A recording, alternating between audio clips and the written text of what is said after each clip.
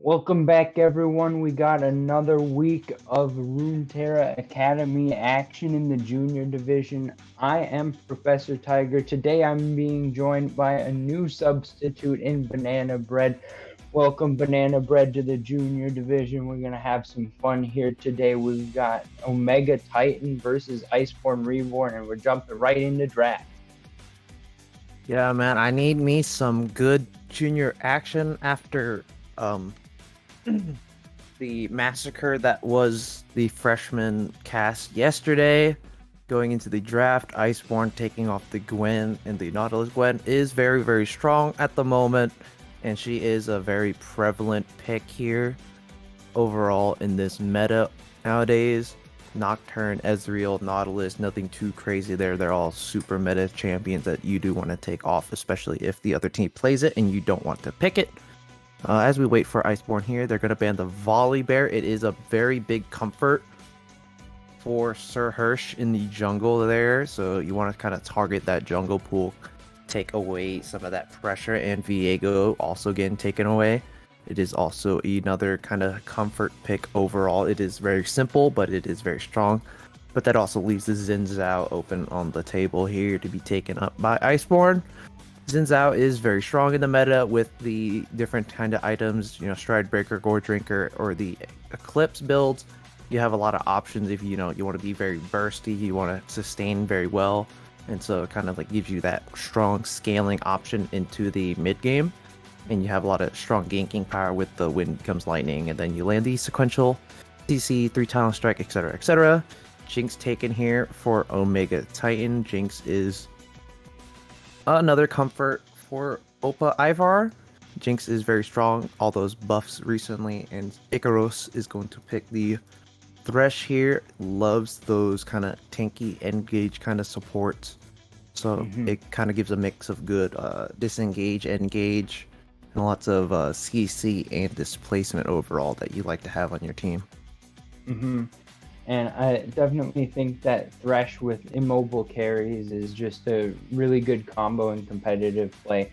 Thresh with the ability to use the lantern to provide additional safety and the shield is nice. And then also being able to have some engage potential. I'm pretty excited to see how we're going to have the Thresh piloted here by Icaros. Hopefully we're going to get some roams off as well. I mean, Jinx, you kind of want to stay around most of the time because Jinx by herself, not very safe. I like the Morgana counter pick here, and we'll hopefully see a lane dominant AD carry come here, something like a Caitlyn or a Varus potentially from the side of Iceborn, and then potentially play through the bot side and then hopefully get into the mid game with an advantage and start stacking those Drakes up. They already got the Xin Zhao, so they should have the priority, and it is going to be the Caitlyn locked in here, so I'm very pleased with how Iceborn playing out the early stages of this draft. I think they should be in good position. I'm going to be looking to see if what potentially is going to be a jungle counter pick in this spot, although it's really difficult to fully counterpick Xin Zhao. It's more like you pick something that plays around the style Xin Zhao plays pretty well. So we'll see what Omega Titan's feeling like. A Hecarim coming through, an interesting pick, pretty good in team fights, so I'm definitely looking towards objective focused gameplay based on these first three from Omega Titans. Yeah, Sir Hirsch definitely a player to watch on this Omega Titans team. He does put a lot of pressure around the map with the kind of champions he does pick. Hecarim is one of those champions. At the beginning of the season, he was super, super strong with all the, the buffs with his movement speed and his big burst once he gets the devastating charge rolling. And with the Sunderer buffs now, I'm surprised you don't see Hecarim as much, but a lot of movement speed items did get nerfed, so it's going to be very interesting to see how Hecarim is. I expect both Hecarim to start on the opposite end because you preferably do not want to skirmish a Xin Zhao. Probably want to clear from the bot side up just so you don't have, because bot lane is a little bit too aggressive and it's a little hard to gank just because of Hecarim's style of ganking. Just kind of run up onto somebody there. You see the Xerath and the Sylas picks taken out. Sylas provides a lot of utility provides a lot of options for engage, especially with the devastating or the onslaught of shadows there for the Hecarim. And so Malphite's Hmm. going to get taken here. So it's just 2 mid, 2 top bans here for both sides. Malphite is played a lot by Young Goblin here, being that it just provides so much. Like, you can be super behind in lane. You pretty much don't need to farm. And you just constantly, chuck your seismic shard at the enemy, chuck them out. Then you just go in there with the unstoppable force. And so Shen here is another really big team fight player there with the shields for the immobile Jinx. So if any kind of bindings do hit her or anybody else, you can save them very well with the Stand United there. So mid lane is going to be left for counter pick on the red side for Zooey here. This is a sub for them. Looking at what Zooey plays, he plays a lot. They play a lot of like Silas. It is one of his highest win rates, so not surprised that is banned out. But he mostly plays a lot of kind of assassins, Diana Gwen or Diana Katarina Kali there. So probably gonna try to see if they can pick something mid lane that can play very well into those. Orianna isn't too bad. Syndra is also not that bad just because they have shields, displacement. They have a lot of options to safely farm in lane. Set gonna get taken here against the Shen. Very interesting pick here. Set is very good at disengage because you can just suplex the enemy tank right back into the opposing team. But the Set into the Shen matchup is going to be a little bit rough because of the W just kind of blocks a lot of those autos that Set relies on. And so Cho'Gath going to be picked up here, which is very, very interesting. Cho'Gath and Set can still be flexed around a little bit. But yeah, Nezumi does play Set mid, so it possibly could be a Set mid, while Waiting Sucks is probably going to take that Cho'Gath top lane here. Okay then. Don't see a lot of stats there immediately, but Navy gonna get taken mid here. So very interesting picks overall. IBR, they got a very tanky composition here. They're kind of playing around that Caitlyn very hard because that's pretty much the only legitimate damage dealing that you're gonna get. While OMTH they have a pretty relatively nice composition here. They have a lot of options. They can play for the hard engage, or they can play for the front to back with the Jinx, kind of wait for it to get excited and maybe get the storm rolling there. But overall, both of these compositions have a lot of options that they can play around. But I kind of favor Omega just a little bit more because they have more options in the damage and the engage threat there. Yeah, I think that this game's going to be won and lost in the bot lane, where I'd like to bring up the point that I have just found about that Omega Titan's former AD carry Keishan, who is, I think, maybe one of the best players that I've seen in the league, got promoted to their Diamond roster, so it'll be a little bit of a different look this time around from Omega Titans since they're going to have Opa Ivar. We'll see if they're still able to maintain some of the success that they've had. They're 2-2 so far, so right now Omega Titans in a pretty good spot for playoffs. Just need maybe one more win to be able to solidify that playoff spot, and then they can start working towards being in the top four. Maybe even challenge for some of the top two if they can just string together 3 wins in a row here. But I'm looking at this, and we'll see. It's going to be a lot of performance needing to happen here in this game, especially when you're up against a Caitlyn Morgana. You step out of place one time, then you're going to be permanently locked down until you die. So you got to be very careful in these situations, especially after level 3. And we'll see if Opa Ivar is going to be up to the task. Yeah, man. Iceborn, Reborn, their playoff hopes are hanging in the balance there. With a win here, they will kind of ride that momentum fighting the undefeated big black clocks next week. So we're going to see how they kind of play this game, try to kind of play the methodical League of Legends that, League of Legends is meant to be played here. And with Omega Titans, if they do get a win here, they pretty much lock in a spot for playoffs. And then at that point, it's just kind of just playing for seeding.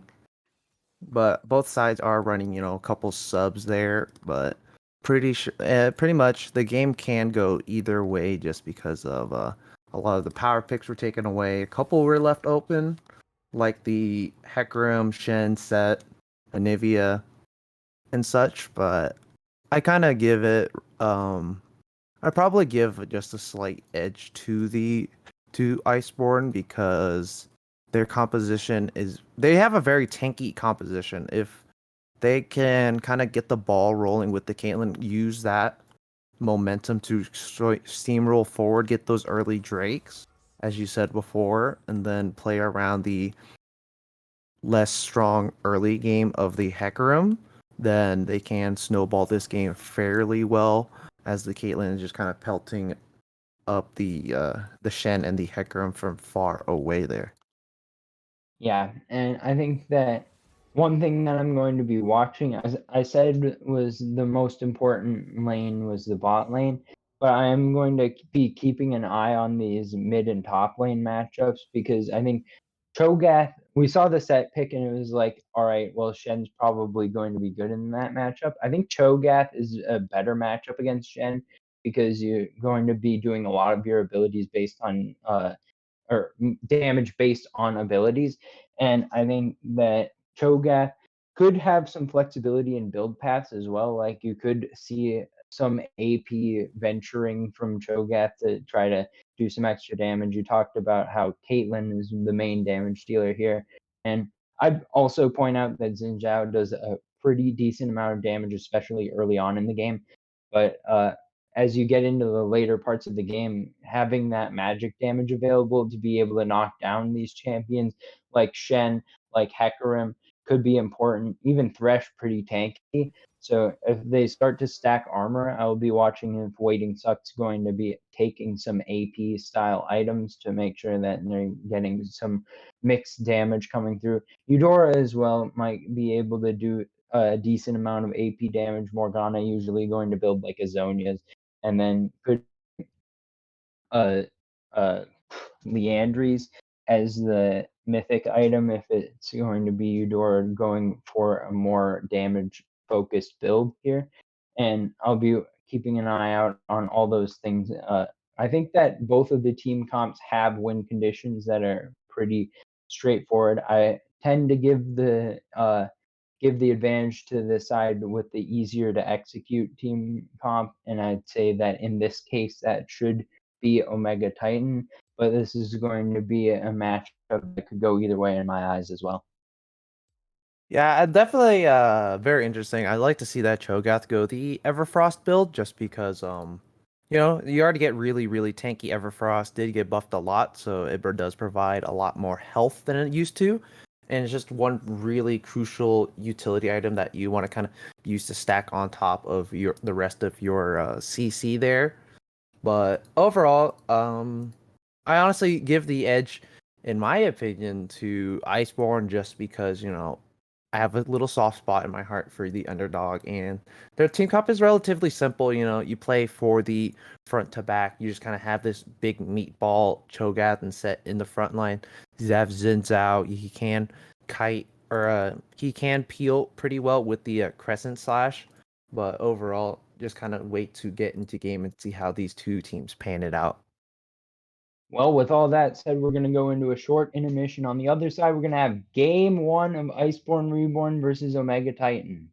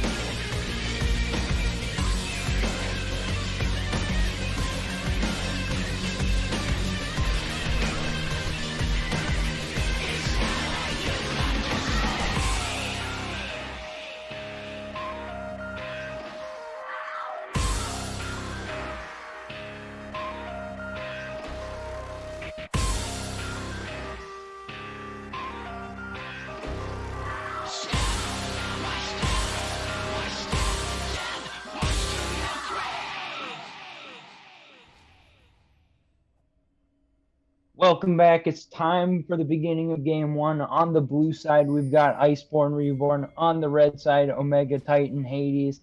And looks like we're going to have an early group from Omega Titan. We'll see if they're going to be able to find anything. Potentially a flash flake could turn into something good here, but we'll see just what's up as the side of Iceborn Reborn get out onto the map into their 5-point. Already some crazy antics here from the side of Omega Titans. They're just kind of gonna sit in the bush. Honestly, probably wouldn't expect much of an invade from the side of Iceborn. They probably could, but I wouldn't really expect it. Kind of, with your play of hopes on the line, you kind of want to play it safer than sorry. Overall, looking across the board here, nothing too crazy in terms of summoner spells choices or rune choices here. I always love when enchanters go what is it, Guardian, just because it's a really nice addition to if you do get all in, it does give you like that extra little barrier so you don't get bursted out too hard, lose out in the trade. But overall, it looks like both sides or Hecarim did hear my calls. He is going to start. Both junglers are going to start on their respective red buffs here. Going to get a leash. Waiting Sucks didn't do the fake leash, so they are going to spot him in the top side, signaling that Xin Zhao did start his red buff. But otherwise, everything is just kind of slow here. Again, I would like to see a lot of bot lane presence here for the side of Iceborn, Ooh, we just got a taking gank advantage. coming through in the mid lane. Heyman Karn going to try to start up. Flash going to find the stun. Good flash away, going to get the egg under tower, trying to get to safety. First blood going to go over to Heyman, but the tower shot does take down Nezumi 1-for-1 in the gank in the mid lane. Ooh, that's kind of what you would expect from Xin Zhao, you know. Now he's gonna go onto the Hecarim here in the top jungle. Gonna spot the red buff is gone, but it's not gonna go any further there. So top side, there's gonna be a lot of extra trading here. Waiting Sucks kind of getting on the worst end of that trade, but you know, with the passive and the Doran shield, he should be able to just kind of heal up really, really well here. Very nice job in the mid lane there. You know, unfortunate that Nezumi did go forward, you know, really wanted that kill, but it went over to the Xin Zhao there. But yeah, I think that was intentional. That they wanted Heyman to pick up that kill because Xin Zhao very strong right now, and if they can get him onto an item before everyone else in the game, then potentially going to be a carry from the Xin Zhao here. And we'll see if it's going to be more kills funneled onto Heyman or if it's going to be a spread to the rest of the carries around the map. But I think that definitely when you've got Set versus Xin Zhao, you want to give the first blood over to the Xin Zhao at this point in time. yeah, unfortunate the Set was only level 1. He only had the E, couldn't level up the W, but looks like both junglers are going to get the top and bot Scuttle Crabs here. Hecarim is going to get spotted on the bot side, but Xin Zhao ain't going to find anything. He is going to starve in the top side there. Young Goblin does have a pretty nice freeze there. Ooh, bot lane, Yeah. obviously. You see that nice combination there. That is the power of the Caitlyn Morgana, which is disgusting there. But top side, it looks like there's going to be another gank running around here. Yep, Heyman Karn showing up, going to find the combo onto the Young Goblin, trying to shield himself up, trying to taunt himself away under tower. He should be able to escape here. Heyman Karn not going to be able to dive under that tower, so illusion of the gank from Young Goblin. Yep, nice job there, Young Goblin. Not panicking there with the taunt. Holds right onto it. Waiting Sucks is going to aggress forward here, but Young Goblin should get out of here with the taunt. Mighty fine. Big wave stacked up there, so you preferably don't want to fight for that. But otherwise, it looks like both junglers, you know, just kind of farm up a little bit mid here. Lots of extra damage going on, but Nezumi just kind of walk out of the haymaker there. Yeah, not going to be wanting to mess with that with the gank potential coming through Sir Hirsch. Maybe looking for something new. Young Goblin going to be in trouble, actually flashing away from the rupture, but Heyman Karn is on the return, flashing forward, trying to find the abilities, trying to find the knockups. Heyman Karn going for a second kill. Now it's going to be a good black shield. Eudora going to get his AD carry to safety, and that means it's 1-0 in favor of Iceborn. Very interesting there for a young goblin, knows that the Xin Zhao is most likely topside, but he does have a really big wave there, just kind of try to push that in, just try to push it in instead of looking for trade, then look for the small cheater recall there. The flash was a little bit hasty there, flashing out, going straight back in, trying to aggress it. Heyman probably didn't need to flash there, but probably wasn't too confident in trying to land the W to get the extra range. But overall, first Drake on the table is going to be Infernal Drake here. Gold lead is very marginal, nothing too wild here. CSD in the top lane is ballooning really big now. Hecarim also himself does have a pretty nice lead overall, but otherwise the bot lane pressure, we talked about it. We're not really seeing it. Nothing is happening bot lane, just a couple trades of skill shots, but nothing too wild here. There is some vision control in the bot side for the side of Omega Titan, so they could possibly look for this Drake whenever they see these Zins out top, but there isn't a lot of information on this map overall. All this vision is insanely shallow here. So Young Goblin just kind of aggressing forward, knowing that that upside is most likely gone now. Zin's out 2-0. So that kind of does supplement the gold that is being kind of lost in the CS differential, but he should be able to kind of try to convert that most likely into the Drake with the bot lane priority his bot lane has set up for him. So I'd like to see that. Lots of pings coming out and being set up here as we are casters, we do predict this sort of thing very well here. And looks like Omega Titans are going to spot it out on the control ward, but nobody is really around to contest it. So this is going to be a free first Drake over for Iceborn, and this is going to be a very, very nice start for them. At 7 minutes, a little bit late, but nothing too crazy here. We're only going to get about, at minimum, we're going to get about a 22-minute, yeah, like a 22-minute soul here. And A their little bit of second an Drake is going to be an invade. Ocean. Heyman Karn pretty strong right now, maybe going to be contested here. Eudora is nearby as well, but it's going to be the engage coming through from Sir Hirsch. A good smite. Now he's level 6. In comes the Stand United. Shutdown going through to Sir Hirsch. And soon to follow is Eudora, which means 2-0. A little bit of an overextension there from Iceborn, Reborn, and Omega Titans there to punish.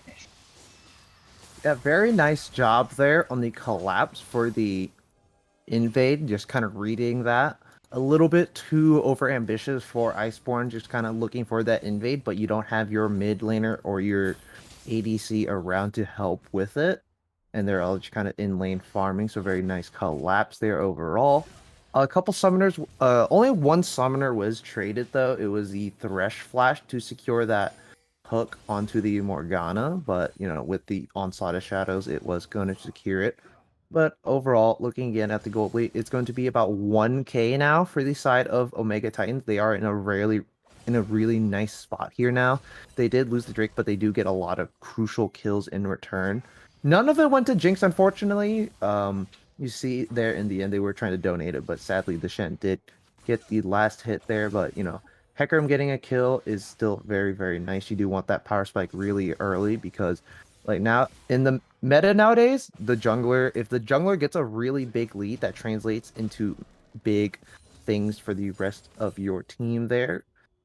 Again, looking at the vision control, it is relatively shallow, but a lot of vision control in the bot river for the side of Omega Titans. This Herald is up now, so it can be looked upon, but probably not expecting it too soon here. As mid lane here, Icarus is looking for a roam, going to be spotted, just going to have to back out there. Yeah, I'm going to be paying attention and going forward as Waiting Sucks has developed pretty big CS lead. Going to be in a situation where once he can get some itemization out of that, could be an advantage for the side of Iceborn Reborn. We'll see if they're going to be able to put more pressure towards that top side, or if it's going to be a continual focus to the mid bot lane from Heyman, who has been so far this game pretty good, except for that one overextension. Good hook going to land here. Frostbite not going to be in too much trouble just yet, though. But yeah, I'm looking to see where it's going to be that we're going to get teleport potentially. I'd like to see some skirmishing coming up, especially around this next Drake coming up in 2 minutes. I'd like to see the teams get out onto the map before that, maybe get their resets about 1:30 before the Drake spawns, and then get out to get some vision. So hopefully we'll see at least some of the teams doing that. Bot side here, both junglers are going to kind of meet each other here. Haman Karn gonna walk across a ward here. Mid lane teleport is going to be forced out here from Nezumi, but he should be able to be fine there with the current itemization here. Top side, a little bit of skirmishing back and forth, but nothing too wild. It is to be expected as Haman Karn is going to start up this Rift Herald here. Shelly should go down and he should be back in time to go for the Drake contest, but there is a lot of really nice vision control there for the side of Omega Titans. Both top laners do have their global teleports up already. The Ooh, Stand Root United gonna from the land. Shen. Trouble Oh, too far forward from Icaros, and he gets picked off. Eudora picking up the kill. bot lane. It's to be expected. That Tribush, man. As a support main, that Tribush is pretty much the verge of power. That is your power station right there. Like if you get a board in that bush, you're set for life for either side there. So gonna overextend, not having his ADC nearby, unfortunately. And then that very strong combination of the Morgana binding with the trap set up for Caitlyn is just such a nice burst, and you just sit there for so long. It's pretty much like it's like 4 seconds of total CC that you're just sitting there. Ikros is going to he could flank in the back here. He does have the Moby boot, so it looks like it could be another fight right away here as the traps do Yeah, get Black caught. Shield already expended. Teleport's coming in. We'll see who it is. Frostbite in trouble here. Opa Ivar going to land the Super Mega Death Rocket, and Zui going to finish off the kill. Eudora now is in trouble as well. Opa Ivar going to pick himself one up as well. That means it's a 2-for-0 in the bot lane in favor of Omega Titan.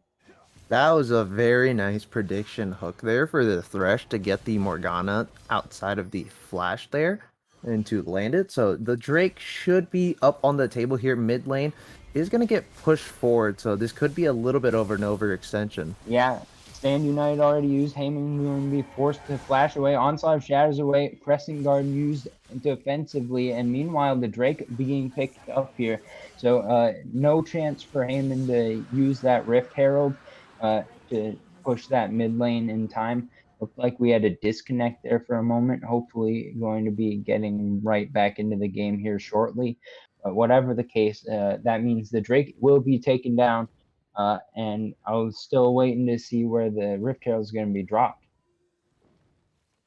I probably expect to see it bot just because of that pressure you have, and especially with that play that just happened, they should be able to kind of get that without any problems or any threat of the globals, as there is a teleport advantage for the side of Iceborn. I want to see in the bot lane try to get this Caitlyn ahead. If this Caitlyn does start kind of getting a lot of money under her belt there, then she'll just be able to snowball really, really well, kite out pretty good with the Caliber Net and the Morgana bindings and the Black Shield there. So top lane here, sadly you can't move the camera when it's paused, but Waiting Sucks is going to get a lot of money in the top there.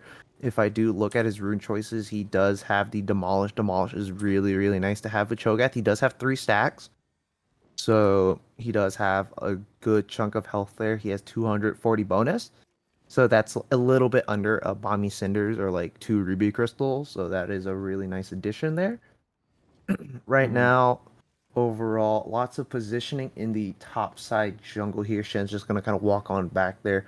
A little bit early with the Stands United, so you don't little combination. So you like the moment you get out, you get the taunt, but it's nothing too crazy here. You do get the flash out of Haman Karn, which is a really big cooldown, especially on somebody that is relatively immobile, or at least like they don't have any direction to go except in. But the Ocean Drake is going to get picked up here for the side of Omega Titans, which is a very nice addition to their lineup there. it will stall out the game for about 5 more minutes for whatever soul is going to be up. It's going to be a cloud soul, which isn't, which is like one of the lowest win rate souls. Nobody, people bash on it a lot, but it is a very nice soul to pick up, for the either the Hecarim, the Shen, just for that really nice ultimate cooldown. You can also get it onto the. It's very nice for the Jinzhao or the Shogath, just because you get that really big burst of movement speed to continue to stick onto your opponent. So it is bashed on a lot. It is still very, very nice. Soul's a soul. Can't really complain. You get what you get. Riot, they have that very nice algorithm there. Because like I remember there's like this combination, there's like a combination chart that you can look at that whatever the first two Drakes are, you can like look at that combination chart and it'll tell you what the soul will be. So being that it is a fire and an ocean, two polar opposites, you get a cloud soul, which is a nice little middle ground there. Cho'Gath has a really nice lead there, about a 55 CS lead or 54 over the Shen already. Shen's making plays around the map, but Cho'Gath is getting a lot of change in his pocket. And if he also has a lot of money, 2-1 already, 96 CS, only about 13 CS up. Expect the gold lead to be, or CSD to be a little bit bigger, but something too wild. Give props to Nezumi for being able to farm so well, sustaining with the passive and the Doran shield. And so as the pause does get break out here, gold lead's only about 500 gold between both these teams here, so nothing too crazy. Hmm. Game is going to kind of freeze a little bit, but that's just the client kind of trying to catch up. But overall, Yep. like to see Icaros kind of look a little bit more for these plays there because Jinx is relatively safe in farming as long as you don't have the rocket form. You're not using too much mana here.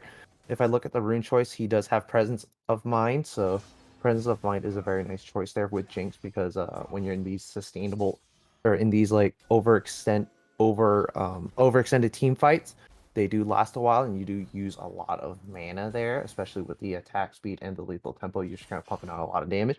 So Sunder is going to be picked up here for Hecarim. Love that item there. 12% max health physical damage, and you heal for a small portion of that damage. So that is very very nice. There goes the It Zinj looks out in the like, bot lane. Gonna drop the Herald, of course, there in the bot lane. yeah, just like you were expecting, it's going to be the Rift Herald in the bot lane. It could be a dive potentially here. Icaros going to be here as well, so I don't know if it's going to be an attempt on anyone getting Oh, the killed. binding. Ivar is going to get landed the root on. Chain going to land as well because of the trap from Caitlyn, and that is going to be enough for first turret. It's going to be a super mega death rocket landing on Frostbite, but not going to have quite enough damage for the kill here, which means that it's just going to be all the plates going down in the side of Iceborn.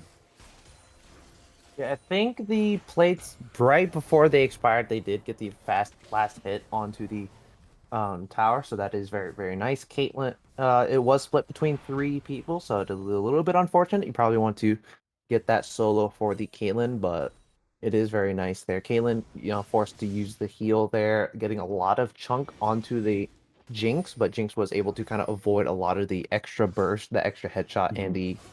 the Q from the Caitlyn there with uh the lantern there. Top side waiting sucks is massive. 4 stacks already. And but it looks like he might get ganked in the top lane here. Nah, Yeah, he should maybe be able an to attempt from walk out. Hirsch. Yeah, Yeah, he should be able to he's walk got out. posting up to his tower. Meanwhile, bot side, Opa Ivar not taking any second looks at that tower. It's going to go fall shortly after the first tower is taken. So no more tier ones in the bot side. And before we get back into any more action here, I'd like to take a quick look at some builds because we did talk about before the game some of the flexibility here. It is the Frostfire Gauntlet for waiting sucks here on this Cho'Gath. Looking at the mythics being completed, it is going to be Gore Drinker for Heyman on the Xin Zhao here, which means that it's very carry oriented build and not anything like the Stride Breaker where you could be playing more of the supportive role. We're expecting to see both junglers here trying to carry the squad, and we'll see how they continue their builds. But so far, they're in good positions, respectively, for each team to be pumping out lots of damage, staying alive for a while, and then trying to pick up some kills on the back end of these fights. Ooh, top side here. Heyman Could be a Karn. 2v2. Young Goblin over the wall trying to finish off Heyman. A good crescent guard going to keep him alive for a moment. And the Gore Drinker finishes him off. Waiting Sucks going to devour Sir Hirsch, feasting him up. And that means it's the 2-for-0 in the 2v2 top side. Iceborn, Reborn finding ways to win. Ooh, nice job for Super Mega Deathrock barely missing there. I don't think it would have killed there. He is a little beefy boy himself, but Ooh, Shen flash was forward. Eudora trying to find the kill on Zui, going to be landing the Soul Shackles, going to be pushed up towards the topside river. No luck here. The revive not going to come through in time. Shut down, going over to Frostbite and Iceborn on top, picking up another tower as well. Everything going right for Iceborn at the moment. Yeah, very nice job in the mid lane there. You know, Nivea not respecting the power of the Morgana and the Caitlyn there. People always underestimate that combination or like thinking the binding's not going to hit him, but the binding is unfortunately very big for some reason. You know, it's offset by how unnaturally slow it does move. Next Drake's going to come up in about 30 seconds here. 3 control wards in the river already for the side of Mega Titans, so they do have a bit of a head start on getting that control in the river there. But top side there, just nice job. Young Goblin very, very low. You know, can't really burst out the Zinzao very well, especially if you're grouped up in that tight corridor. Don't have any real grievous wounds. Good black shield from Eudora. Heyman trying to use the Crescent Guard to keep his support alive. Now Wayne sucks in. It's a 5v4 in favor of Iceborn right now. At the moment, Young Goblin taking the shots. Waiting Sucks going to finish him off with the feast. Now they're on to Opa Ivar. They're going to finish off the carry here. Heyman Karn dropping very low here. You're going to be almost killed by the Glacial Storm. And now it's going to be one more back. 4-for-1 on favor of Iceborn. Everything is going in favor of Iceborn today. They pulled the trigger, forced the Shen to come out, even though he's super, super behind there. You know, they don't really get the position there. That was a very aggressive posturing for Omega Titans. They kind of just need to sit back. They have the Anivia, so they can zone very, very easily with the wall and the Glacial Storm. And then you pull the Drake out. Don't have to worry about too much of a fear of a steal there, but unfortunately, everybody on the side of Iceborn Reborn do get there in time. A lot of their meatballs doing their work there. The set is going for the Gore Drinker. The set is also very flexible in what he can build in the Bruiser tree there. So now it's going to be 2 Drakes, or a Drake up for the side of Iceborn. They're going to get about a 3k gold lead off that fight there. So right now, Iceborn do have a very firm grasp on this game. It is still anybody's game here to take, but Omega Titans are super aggressive. Even though they are at a bit of a deficit, they are posturing very aggressively with their composition. So they should probably play just a little bit safer, forcing less fights. Just kind of let their big carries scale up really hard. The Rift Shelly's going to get started here for the side of Iceborn here, probably give Cho'Gath another stack. Already at 7 stacks already. Probably should get about an 8 here. No, it doesn't have the chomp up quite yet. But should go away for free. Second Herald, not as nice, you know, to get that plate money, but they can drop it into the mid lane here soon enough. Caitlyn very, very good at sieging. So Shen just pinged, his ult is about to come up. Cho'Gath is about to flame Horizon the Shen here. Like, people always underestimate how much damage Cho'Gath does, because Cho'Gath E does, it's a really low cooldown. You get 3 hits, and it also does max health damage, so that is very underestimating, as it also applies a really heavy slow here. Lots of posturing around the mid lane. They could look for a dive on Zui here, but it is going to be spotted out. Probably going to clear out the wave here. Zui's outranged here, so it is going to be the Rift Herald dropped. Full wave going to be going into the tower as well. So this should be the tower going down, certainly here to the Shelly charge. And now maybe getting one more charge off could be a good goal here if you're the side of Iceborn. But this could be an engage coming through on the back end. The Shelly does charge, which means that it's going to be a decent bit of damage onto the tier 2, but that's going to be about it for the Rift Herald. Baron now on the map as well, so this is something to consider anytime that you're going to take a team fight. It could result in the winner taking Baron, so we'll see which team going to be more aggressive because of that, or if we're going to see the teams start to play more passively because they don't want to give that up. Yeah, it's a struggle with playing against a Morgana if you're like a heavy dive champion. If you're not like AP and you can break the black shield, it's very, very hard to go into the backline and siege onto a carry, and they're just able to kite out super hard with the and it's hard to kind of kill the carry if the Morgana is, chucking out the binding, and the ADC is also somebody that also has a significant amount of heal themselves. The Caitlyn is opting for the more damage heavy build with the Kraken Slayer, which is of course much needed with the big meatballs in the Shen, Hecarim, and the Thresh here, but otherwise it looks like Jinx is optimizing for a LDR, which is much needed. You have a lot of health stacking on the Xin Zhao and the set, and the Cho'Gath just has a ton of armor that you do need to bust through. Next rate coming Yeah. up in about a minute here. Not a lot of vision priority again. It's mostly for right now for the side of Iceborn, just two very basic wards there. So Cho'Gath just split pushing. Nobody can really match him here. Almost about to flame Horizon the Shen here. So looks like a lot of pings coming out, trying to posture, get ready for this Drake here. This will be soul point for Iceborn, or it could just be another chance in the game for the side of Omega Titans. Yeah, I'd like to see Omega Titans just give this because I don't think that they're in position to win a fight right now.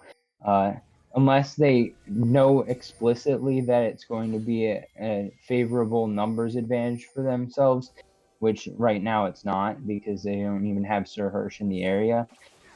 They shouldn't be Ooh, looking nice for this. hook Although there. a good pick could be good. Frostbite going to be forced to flash, so Hook getting a summoner spell for nothing is definitely something you like to see. Frostbite going to be forced there to give it because of uh, the flame choppers on the back end. Now fight starting to break out. The flank coming through from Nezumi. Eudora already picking up the first kill. Now Nezumi going to find the face breaker on it too. Going for the suplex. Going to be looking for the haymaker as well. Heyman starting to take down Zui. Should have no problem there. And Resurrect not going to be able to come through. Now Young Goblin here as well. The onslaught of shadows trying to get away. Waiting stuff. Trying to find the rupture. It's not going to do enough damage for the kill. But it is 2-0 in favor of Iceborn Reborn. Nozumi had a really, really nice flank there in the backline, holding onto three people, not able to punish the flashless frostbite there. Ikaros just walking a little bit too far forward into that choke, gets completely bursted out, exhausting the Xin Zhao, but the burst from the Caitlyn with all the headshots going into the back of his head was just too much for him there. But overall, very, very nice fight there, A team like Iceborn's team thrives inside of a choke just because a lot of their abilities have AoE, CC, or like you just have to be very, very careful where you step with the traps and such, and the rupture from the Cho'Gath. So it is highly advisable that you don't go into those really small chokes there, like in the jungle, just because, as I said, there's a lot of AoE for the side of Iceborn. Preferably want to go through the open lane. That's where you have a lot more options to go through, have a little more space to dodge out those bindings and those traps that you preferably don't want to walk through there. 70 CSD up for the Cho'Gath already. About 20, or it's about 14 for the side of the Hecarim there. Mid lane, pretty even. ADCs about 30 for the side of in favor of the Jinx. It's only 2-1 in towers, nothing too crazy there. All the outers are gone for the side of Omega Titans there. Mid lane tier 1, tier 2 is really, really low, so they could look to kind of force that down, siege it up with the power of the Caitlyn here, having a lot of on hit, so that should be gone within like 2, 3, 4 autos there with a headshot. Ikaros might get aggressed Ooh, upon here, but should just be Shirelia's. able to walk out there. Yeah, if that binding had landed, Icaros probably would have died. I think Heyman was in the area. Eudora starting to do some damage at least. Not going to be a huge amount, but if you're standing for 3 seconds in the tormented soil, then it will start to do some damage. But anyways, I'm looking at the objectives. 3 minutes until the next Cloud Drake means that if there's Baron still on the map in 3 minutes, then it's the classic trade of Soul for Baron or Baron for just another Drake. So either way, you're winning if you're the side of Iceborn. So I'm going to be keeping an eye out on what Omega Titans are going to do to make sure that they're not giving up a trade of these. Heyman actually going to start this Baron up. We'll see if he's going to be able to get very far before he gets spotted out on a ward. I don't think the vision is in here. The damage was pretty decent from Frostbite since he's got the Kraken Slayer. We'll see how far they're going to get. The Lantern, I believe, does give vision, so now the side of Omega Titans should be aware of this. Pretty low-risk attempt there, though. Not going to be dropping too low on the health, and backing off is always just an option. So the vision control being maintained here from the side of Iceborn, making sure that they're going to be threatening to take the Baron at all times, whether they are actually on it or not. So we'll see how much they're going to commit to continuing to control the area, or if they're going to recall and allow it to be swept. A control ward has been placed on the Baron again from the side of Omega Titans, so they at least have the knowledge that they're not an immediate threat. Up, Soul on the table and about a minute and a half here. Ooh, almost 10 CS away from that Flame Horizon in the top lane there. Always love to see a good Flame Horizon. Love to see those. Yeah, like, you definitely don't want to force any kind of fights there early in the Baron, especially with, like, such a low risk. There's not really anything on the map. So if you all die there, you just kind of die for nothing. So very nice job there to just, kind of disengage from it. They were doing it a little bit slow there, so it definitely would have... Oh, that's a little bit of a fumble finger Rooski there for Iridora. Gonna pop the Zanya's prematurely there, but cooldown is going to be a little bit late there by a minute for the Drake fight. So top side here, Nezumi might get collapsed upon here by Icaros, but I don't know if they got the damage. Yeah, Nezumi on the set might be able to 1v2. That's going to be looking to find some damage coming through. The Haymaker almost going to finish off Zui, but the Glacial Storm doing too much damage. Zui going to claim the kill here onto Nezumi, meaning that it's going to be a 5v4 on the map for a short period of time from Omega Titan. But meanwhile, in the bot side, the push starting to come through. The 4-man group starting to push towards the towers because they saw 2 people commit topside. So the macro play still there from Iceborn, making sure to get some objectives, getting close to the soul as it's spawning up in 12 seconds. We'll see if the 5-man group from the side of Omega Titans can get there in time. They're trying to get the vision control. They're trying to set themselves up so that they're not just face checking every brush, but they need to move quickly. No Drake take coming through just yet. Playing it cautiously is the side of Iceborn to make sure that they're not giving over a bunch of kills on top of a Drake here. But they could be going straight towards Baron, and the teleports, they're telling me that's exactly what they're trying to do. 2 teleports straight onto the Baron. The Drake has been taken. How quickly can the rotation come through from the side of Omega Titans? They're on the run. Sir Hirsch going to be leading the charge here shortly. Baron at about half health. Now it's going to be the turn coming through. Good route landing onto Sir Hirsch. Now the suplex into the backline. Landing onto 4 with the showstoppers. Nezumi going to try to land the Haymaker. Doing so much true damage as well. Sir Hirsch has already gone down to Stand United, going to keep Zui alive for the moment. Icaros going to get landed with one last headshot, rupture onto 2. It's a sweep from the side of Iceborn Reborn, 4 for 1 on the Baron turn. That was a very nice turn there. The moment that they see the rest of the Titans start coming through there, they just immediately turn onto the fight there. Unfortunately, Sir Hirsch did get tagged with the binding. That gives the set the nice angle to get that 4-man showstopper into the 4-man face breaker. So that's just a lot of CC layering that you don't want to be in, but the Glacier Storm does hold them all, the rest of the team off for a little bit, but Their lead is just too much. They just blow right past the tanks in the front line. They do get the kill onto Frostbite there, but Jinx just doesn't quite have enough damage to get excited and to take advantage of that. In the end, the two-man rupture does catch the Jinx, and that does end the fight, seal the deal, and a big purple worm is going to go over to the side of Iceborn. Mm-hmm. I'm looking to see if they can crack the base here. They've already taken 2 tier 2s. Should be able to start bringing in minion waves towards those inhib towers. And I'm looking to see what the formation is. It looks like they want to split push with Waiting Sucks, who's amongst the most fed on the team, already completing the Ooh, Flame Phoenix Horizon. Now, here. Eudora could be in trouble, going to be landed a hook on immediate Zonias after the stun duration is over. Now it's going to be a root onto Young Goblin, could be in trouble here. Showstopper, face breaker onto 3.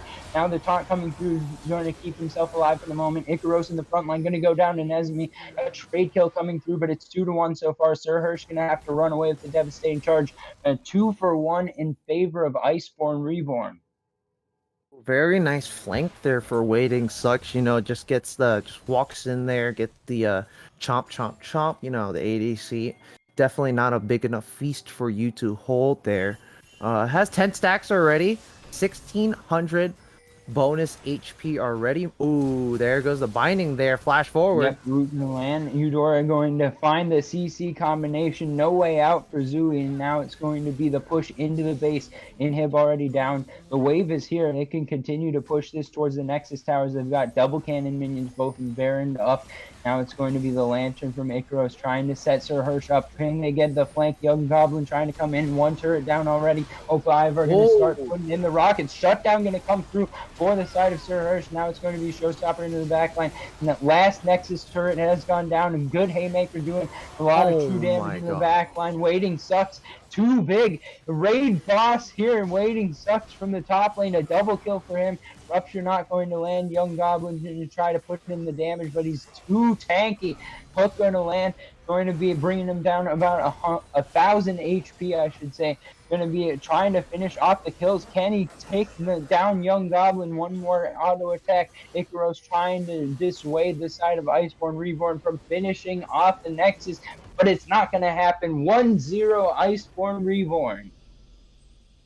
Wow, massive props there for Waiting Sucks. Just being that really big tank, just that big rock in the top lane, even though there was a constant, threat of the global pressure from the side of Omega Titans, Waiting Sucks just had such a dominable lead over Young Goblin that he was just too behind that he doesn't, he's not really tanky.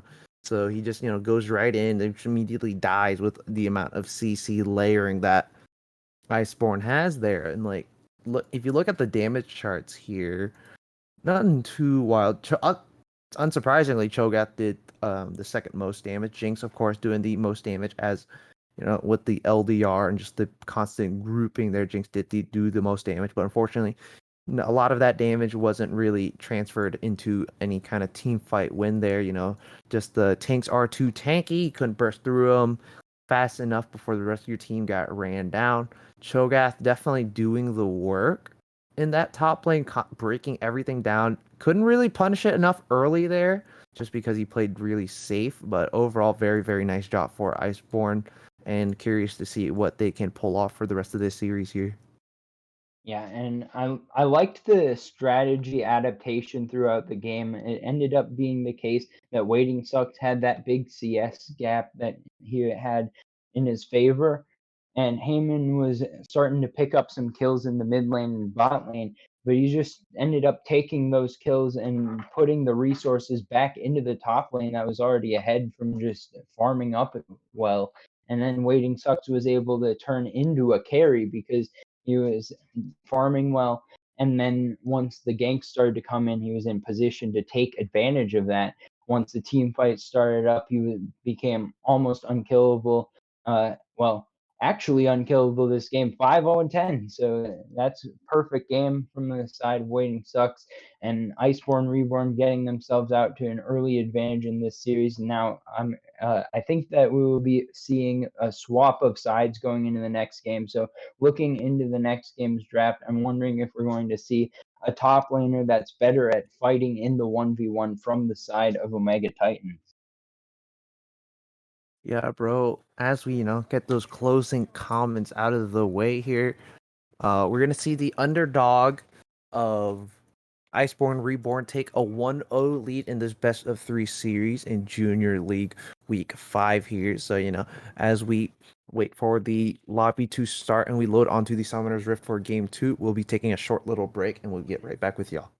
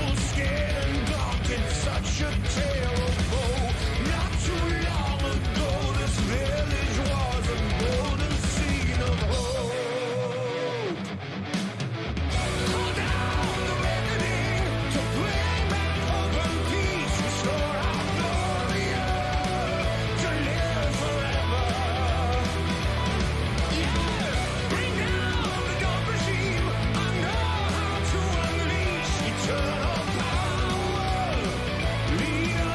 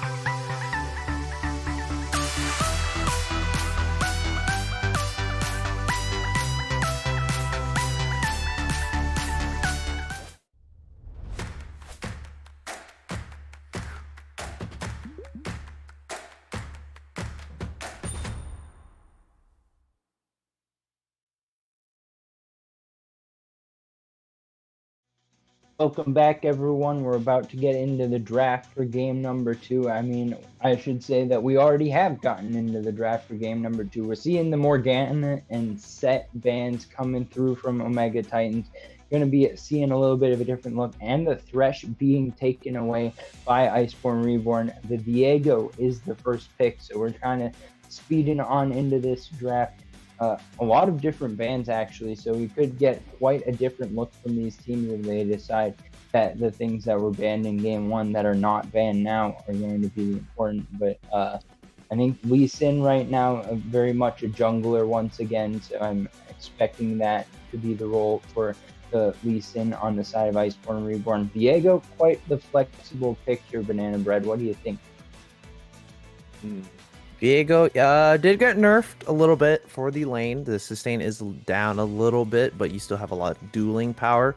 Lee Sin very much could also still be flexed. He did get nerfed a little bit for the lane, just because you do Emax. So if you do Emax, it is going to be a little bit weaker. But Haman Karn does love his Lee Sin jungle. He's picked it 4 times here out of let's see.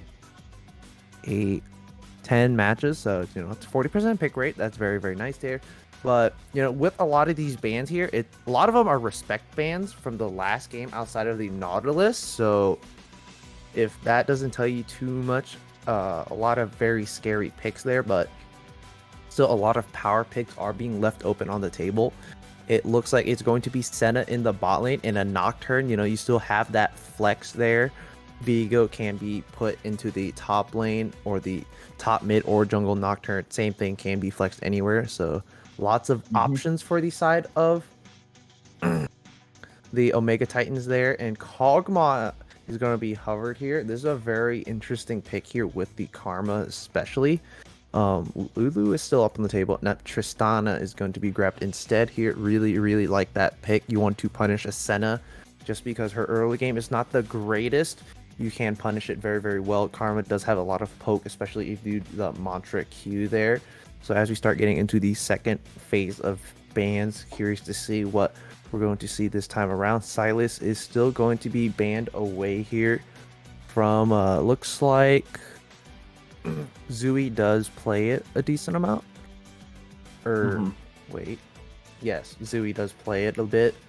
So Silas is, still very, very strong. Still, you don't really see any big juicy ults that you want to steal here for the side of Iceborn, but Silas is just still overall very, very strong. You have a lot of healing with the W max also. So curious to see what gets taken away here for the side of Omega Titans.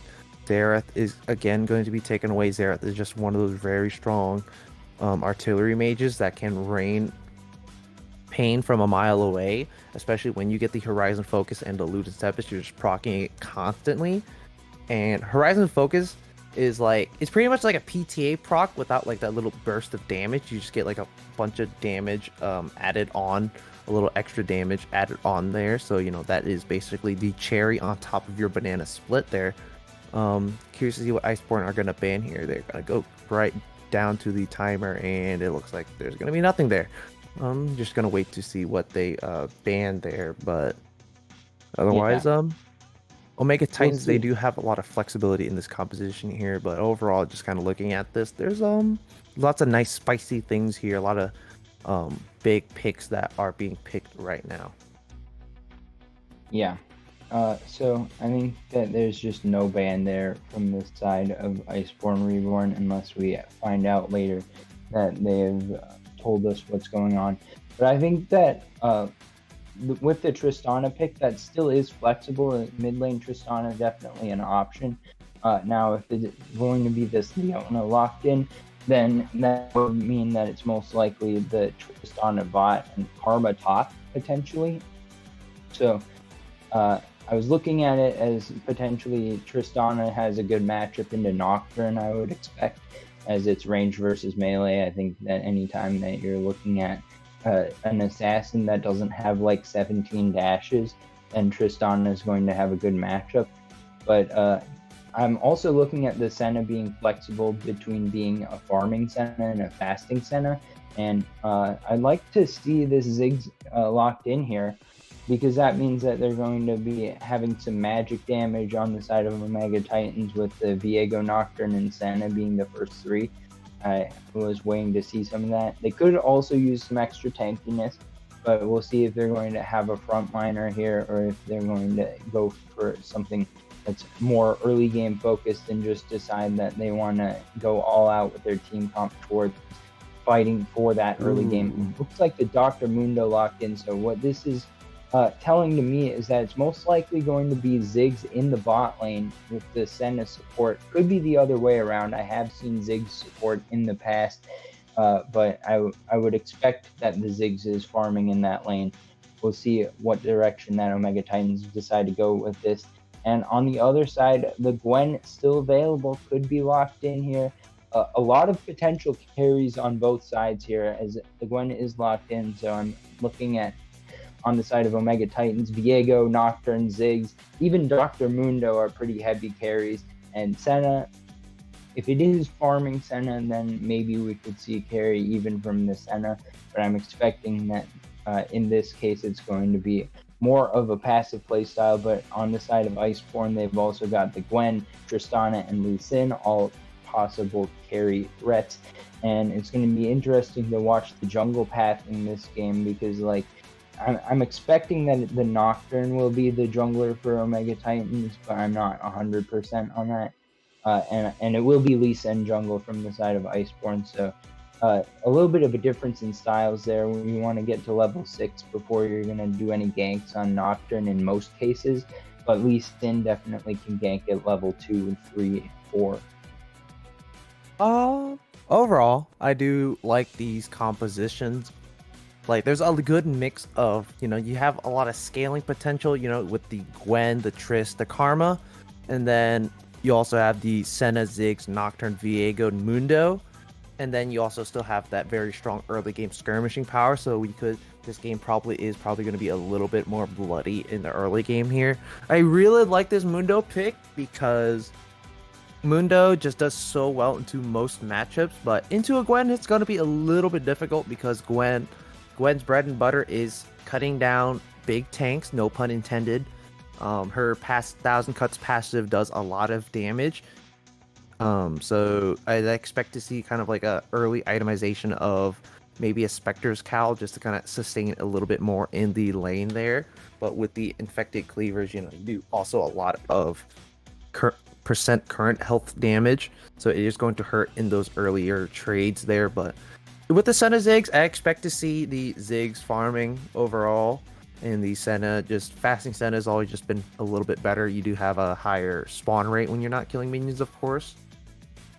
And Ziggs bot lane is super safe. Like, people underestimate, even though Ziggs is relatively immobile, you still have a lot of options to kind of get out the way with your satchel charge, just because it provides a really big displacement. And if you're pushing really hard, you can get a lot of damage down onto towers with your passive.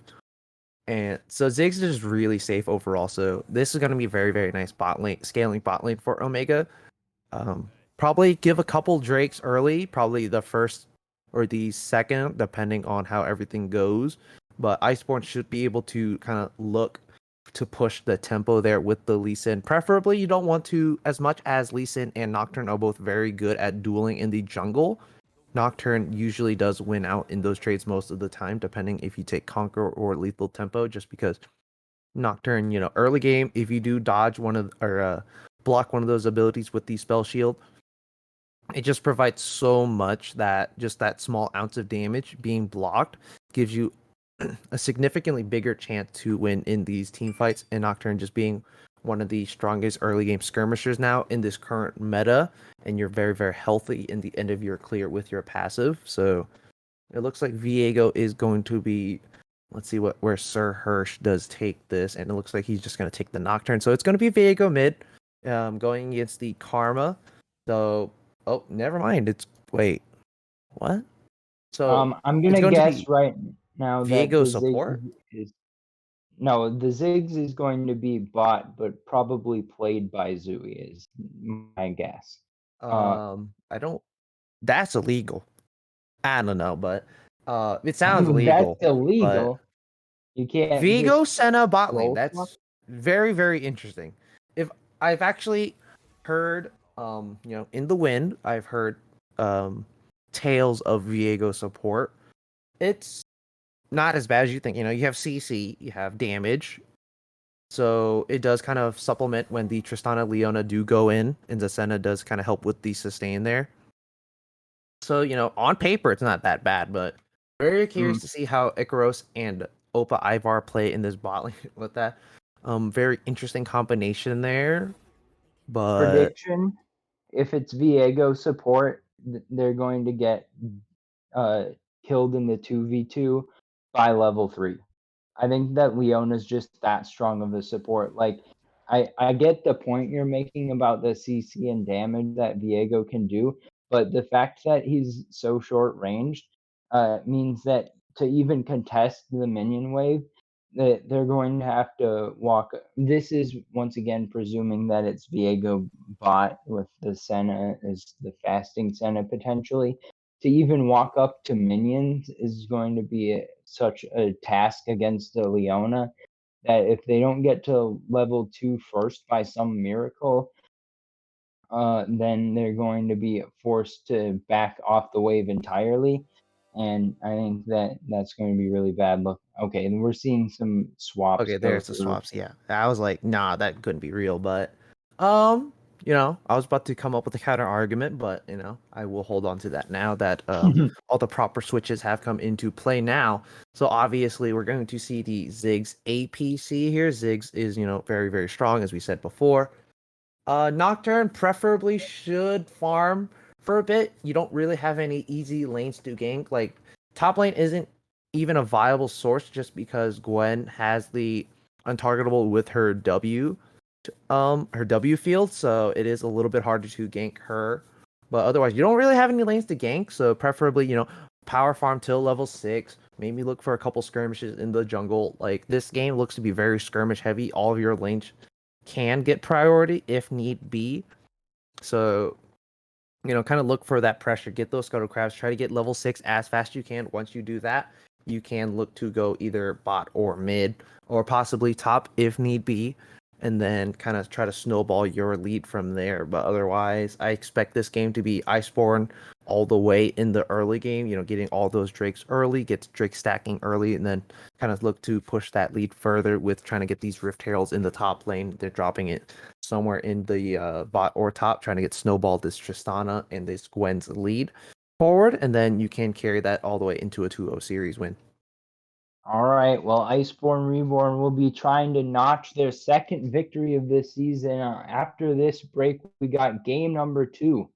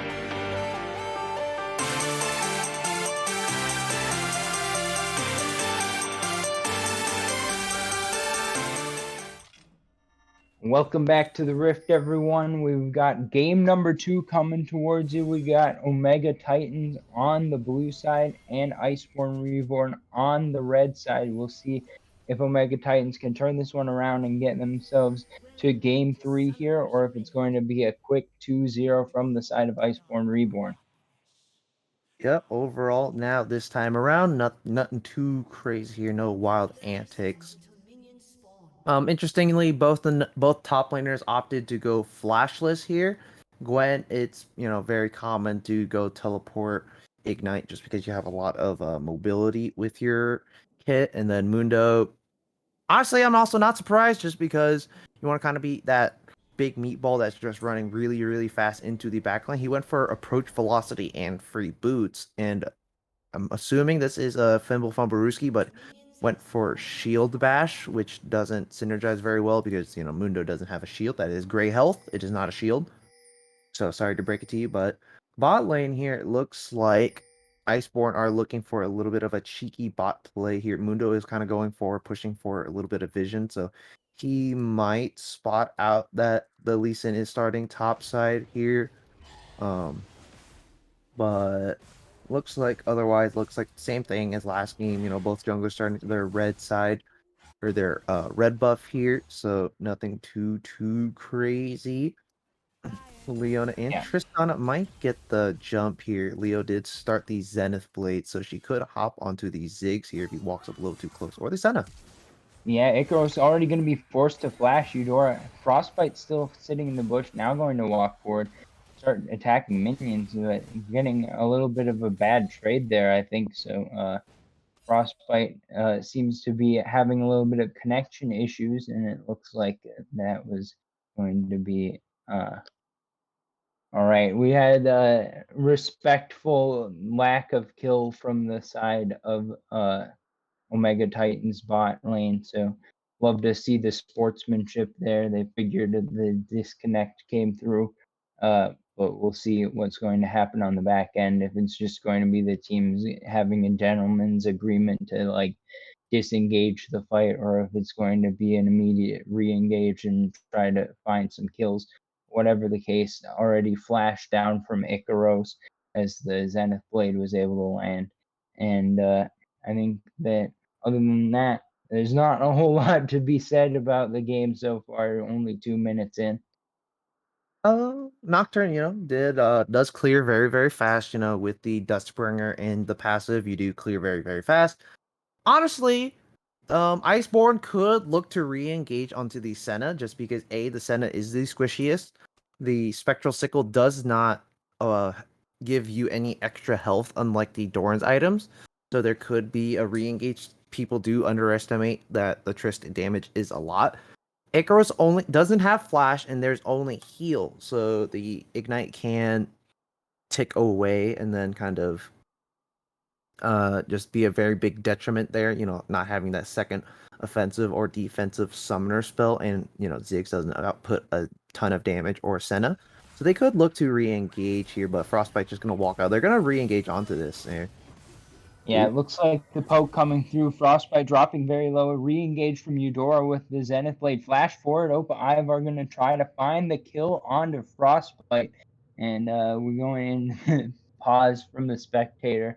But I believe we're about to see an auto attack come through. Going to be Frostbite already without flash. Or without heal. Flash still available, but Flash doesn't immune auto attacks. So that's going to be first blood going over to Opa Ivar. Now Eudora going to be forced to run back, and this is the power of the Ziggs bot. Not gonna lie, expected a little bit of a gentleman's agreement there, but for the unfortunate hapstance that he did get chunked to almost half HP before they went back in, so a little unfortunate there. Not much can really be said about it, just internet diff. Both junglers are going to start kind of venturing into their opposing sides here in their blue jungles here. Obviously, Nocturne is going to get a bit of a head start into clearing his jungle, so he could. Yeah, he's just kind of going for that just really fast clear there top side. Young Goblin winning a lot of these trades there.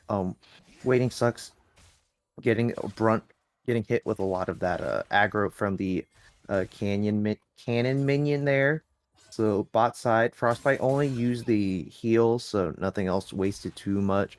Ivar did flash forward, so they could look to punish that more now that the Tristana does have the slightly better internet connection, so they could look for that. By the way, nothing too wild across the map here, just kind of anything you'd expect here in lanes. Mundo just being Mundo, doing Mundo things, pushing a lot. And then both junglers starting to get their stuff here, but Sir Hirsch is coming in for a gank. Rooney Zooey gonna miss the stun. Yeah, it's going to be a counter engage though from the side of Iceborn. Heyman going to go for the kill. Zui in trouble here. Going to be taken down by Nezumi. Safeguard out from Heyman. Going to smite a minion as well. Sir Hirsch going to try to find the way out, but the Sonic Wave lands. Heyman going to pick up the second as Iceborn Reborn going to win the re-engagement. Again, internet diff. Man, the bot lane internet is the enemy of the 2v2 here. No, 4th of July internet. Honestly, I wouldn't blame it on the 4th of July just because it's kind of the opposite because people would be less on the internet and they'd be shooting fireworks most likely. But that was a very nice collapse there. Nice outplay for Humon Karn, able to go forward, get the kill onto the Viego first. Unfortunately, Viego did miss most of the stuns there, so not able to kind of get that extra proc of the passive. And then Sir Hirsch, unfortunately, just not having enough of that damage is getting kited out completely. Sonic Wave landing onto Sir Hirsch in the end with the Mastery 7 flash, but very, very nice collapse there. And Eudora also going in with the flash to save his jungler in the end. Yeah, and it seems like internet issues for both of the marksmen in this game. So playing ADC still not going to feel good even in 2021 apparently. So unfortunate there, but we'll see if both of them can get back online hopefully here pretty soon. But meanwhile, looking at what we've already got in front of us, it's a pretty strong situation from the side of Heyman, especially. You want to see Lee Sin carry potential come through. I'd love to see him get onto some high damage items, be able to go for some more kills here, potentially taking those down. And Nezumi on the Karma also picking one up, which means that potentially going to be a lane bully here against this Viego. I mean, the range versus melee matchup always going to give the advantage over to the Karma here. But Nezumi picking up that kill means that he's going to be in position to even further extend the lane dominance. Yeah, now some of the oh no, never mind, just more disconnections. But yeah, otherwise in this matchup in the mid lane, the Zumi I expect to kind of hold a pretty healthy lead. Went for the grasp route, which is very nice because you do get inexplicably tanky once you start getting into the later end of the game, and once the items start coming out there. Depending on the route you want to go in this game, you could go the Moonstone or the Shirelia's route. But Shirelia's is slightly better when it comes to the solo lane. So probably expecting to see Shirelia's. You have a lot of people that want to go forward very, very fast or run away depending on what you're trying to do. But Lee Sin is also very, very flexible. He can go the Gore Drinker or go for the Stride Breaker route. Personally, Stride Breaker now is super busted. If you have a champion that already has an innate gap closer like Nocturne, Lee Sin are very prime examples in this current game. The current Stride Breaker is very, very nice because you get that initial 90% decaying slow and you're just able to stick onto your opponent for so long with your extra CC, the being the fear for the Nocturne and the crippling strike on the E for the Lee Sin. And so it allows you to stick to your opponent more, apply it in a very big area around the opponents because you're diving into the enemy team. So there is a lot of options for the Stride Breaker build, which is very, very nice. And of course, it's pretty much the exact same stats as Gore Drinker now, except it doesn't have a heal. So now people are kind of optimizing for Striper because it's honestly pretty busted if you have an innate dash. So, now finally we're going to unpause here. Tristana, leveling out the CS lead here. Teleport forced out in the mid lane. So that's 2 flashes for 3 flashes in favor of Omega Titans there, but they did go down 2-0. But otherwise nothing too crazy here. Top lane, a lot of fighting here. Mundo kind of Yeah, waiting getting on the sucks. losing end of that trade. Yeah, Gwen does a ton of damage. Waiting sucks. You're going to be able to find a good trade finally. Young Goblin has done well for himself so far in this matchup. But I think that Gwen, as the game continues, will start to look better and better in the 1v1. And I wouldn't be so surprised if we saw a whole game where we have split push from one of these top laners, if not both of them, trying to go for a little bit of a setup in the team comps where it's going to work better to split push, especially the side of Omega Titans here with the Viego, with the Dr. Mundo as split push options. And having that Nocturne to go in between and the global presence of a Senna as well, it would make a lot of sense to me if they go into a 1-3-1 as the game continues here. But Waiting Sucks definitely good at answering, or Gwen as a champion, I should say, good at answering flip push. And we'll see just how it's going to be responded to if that is the case by the side of Iceborn. Yep. Overall, CSD, nothing too crazy here. Zui is keeping up in CS very, very well.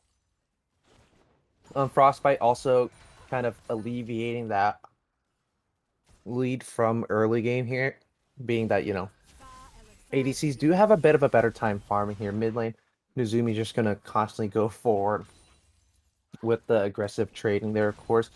Waiting Sucks is losing out on the ends of the trades here a little bit just because Mundo does have a lot better innate sustain with the passive regen here. So Sir Hirsch could possibly look to go mid here, but Nizumi is using that pressure to kind of look around, get a little bit of deeper vision.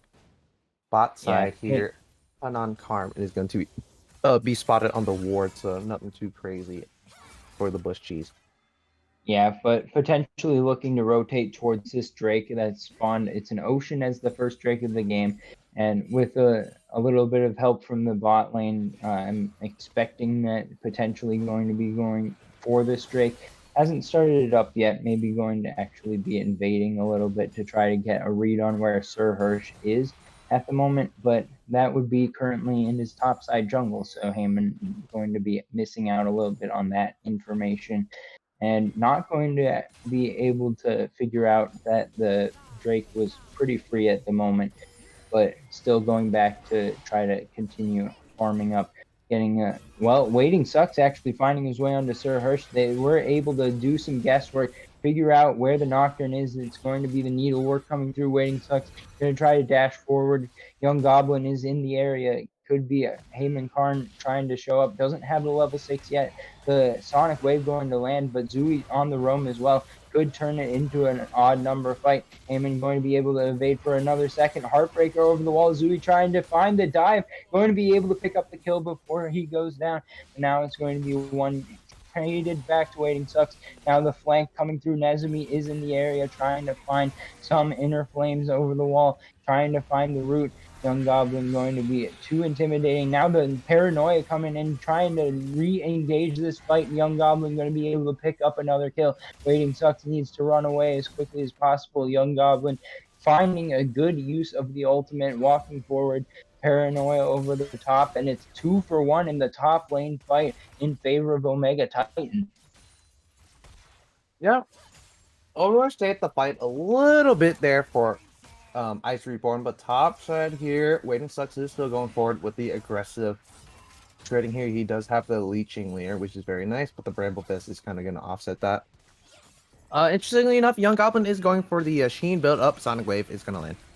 Yeah, Heyman trying to find another gank into the top lane. Gonna have that ward available, but Young Goblin nowhere to go here. Gonna be able to sustain just a bit more. Waiting Suck's gonna try to chase him down, and the last snip comes through.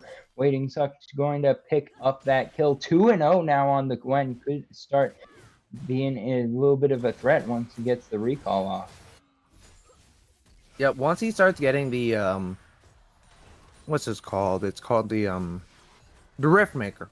Once he gets Rift Maker, he's gonna shred through the Mundo really, really bad. And it looks like Young Goblin's opting for the Sunder build, which is very, very interesting here. Sir Hirsch is going to get the first Drake of the game here at 9 minutes. Going to be a first Drake's going to be an Ocean. Second Drake's going to be Infernal, if memory does serve me. I think the next Drake, it's going to be a Mountain Soul this game, if I remember. But Ooh, it's gonna be a solar flare landing onto Icaros. Frostbite gonna blow him up, and it's going to be one kill given already. Opa Ivar a little bit too high health for Frostbite to keep chasing, but a pick in the 2v2 in favor of Iceborn. honestly, not gonna lie, I expect the 2v2 kill to come out a little bit earlier, but here comes Zooey with a gank. But it looks like they're just gonna be able to walk on out there. A little bit too close to the tower, no wave there to kind of support there. But very nice 2v2 kill there. Honestly, I expected it to be a little bit earlier just with how volatile Tristana and Leona are in the meta now. You know, they constantly want to go in and look for those kills. Top side here, there's going to be some aggressive trading here. Yeah, Waiting Sucks looking for the all-in with the needlework, landing all three. Young Goblin gonna try to heal back up. The gank coming through. Heyman going to be here as well, trying to finish off the Dr. Mundo, and the Dawning Shadow shows up too late. A kill coming through in the gank in the top side. You know, that's just underestimating Gwen. Like, with her passive, it just does so much damage, and you cannot underestimate it by any means. Because the Q cooldown for Gwen is super low. It's 3.5 seconds. So she gets the a burst of attack speed from her E. She gets the 4 procs. You put 4 down, do another couple autos, 4 again, and that's just a lot of damage sequentially. So that's a lot of DPS coming out at once, and that's not something that most people can do. But mid lane, here's gonna comes a gank. Oh man, Yeah, last grass not quite gonna land. Yeah, a little bit wide on the route, but no worries there. Nothing lost. Only an opportunity not capitalized on there. But now Heyman nearby as well. We'll see if any more ganks going to come through. But it looks like not at the moment. But with that Rift Herald available, we'll keep our eye on him and see if he's going to find anything. Good satchel charge from Opa Ivar, but now it's going to be a flash forward. Very aggressive from Frostbite, too much so. It's going to be the kill going over to Sir Hirsch with the paranoia. Now Eudora needs to run away as fast as possible. Heyman going to walk up, going to see if he's going to be able to save the support as the Sonic Wave, and it will be enough to disengage. But a pick going back the other side. Omega Titans this time going to capitalize. That was really aggressive there from Frostbite. He's down a whole item. He's down a full mythic, and he still opts to go in to try to trade onto these Ziggs there. You're not quite the Tristana that's going to, one-shot people there, but mid lane, here comes another Gankaroonie. Yeah, it's going to be Young Goblin this time showing up. Sir Hirsch here as well. Flash over the wall. Nezumi going to be running away effectively. Zooey trying to catch up with the Heartbreaker, but the poke is coming through. Now the roam down from Icaros as well, but do they have the damage? Now the support coming in. Heyman Karn going to show up here. Going to have the kick. Now the kill onto Zooey. Good use of the Dragon's Rage to isolate the mid laner and pick off the enemy team. So Iceborn Reborn 1-0. Again, another very big overextension there. Easily capitalized on Nezumi, Playing ring around with Rosie a bit there with the blast cone, but mid tower, I don't think it should fall here. There should be one plate left, and Nocturne should clear out this wave pretty fast. Yeah, so that's going to be a lot of money going over to Nezumi. And topside here, more aggressive trading. Yeah, Waiting Sucks landing all 3 uses of the needlework once again. Not going to be enough to find the kill, but will push back Young Goblin. So we'll see how much health going to be regenerated by that ultimate. it's going to be hard to stay in lane after that. So it looks like the recall being forced out could be teleport back depending on the wave state. Actually, not going to complete the recall, but so far the tempo is here from the side of Iceborn Reborn. They're making the plays that they want to make.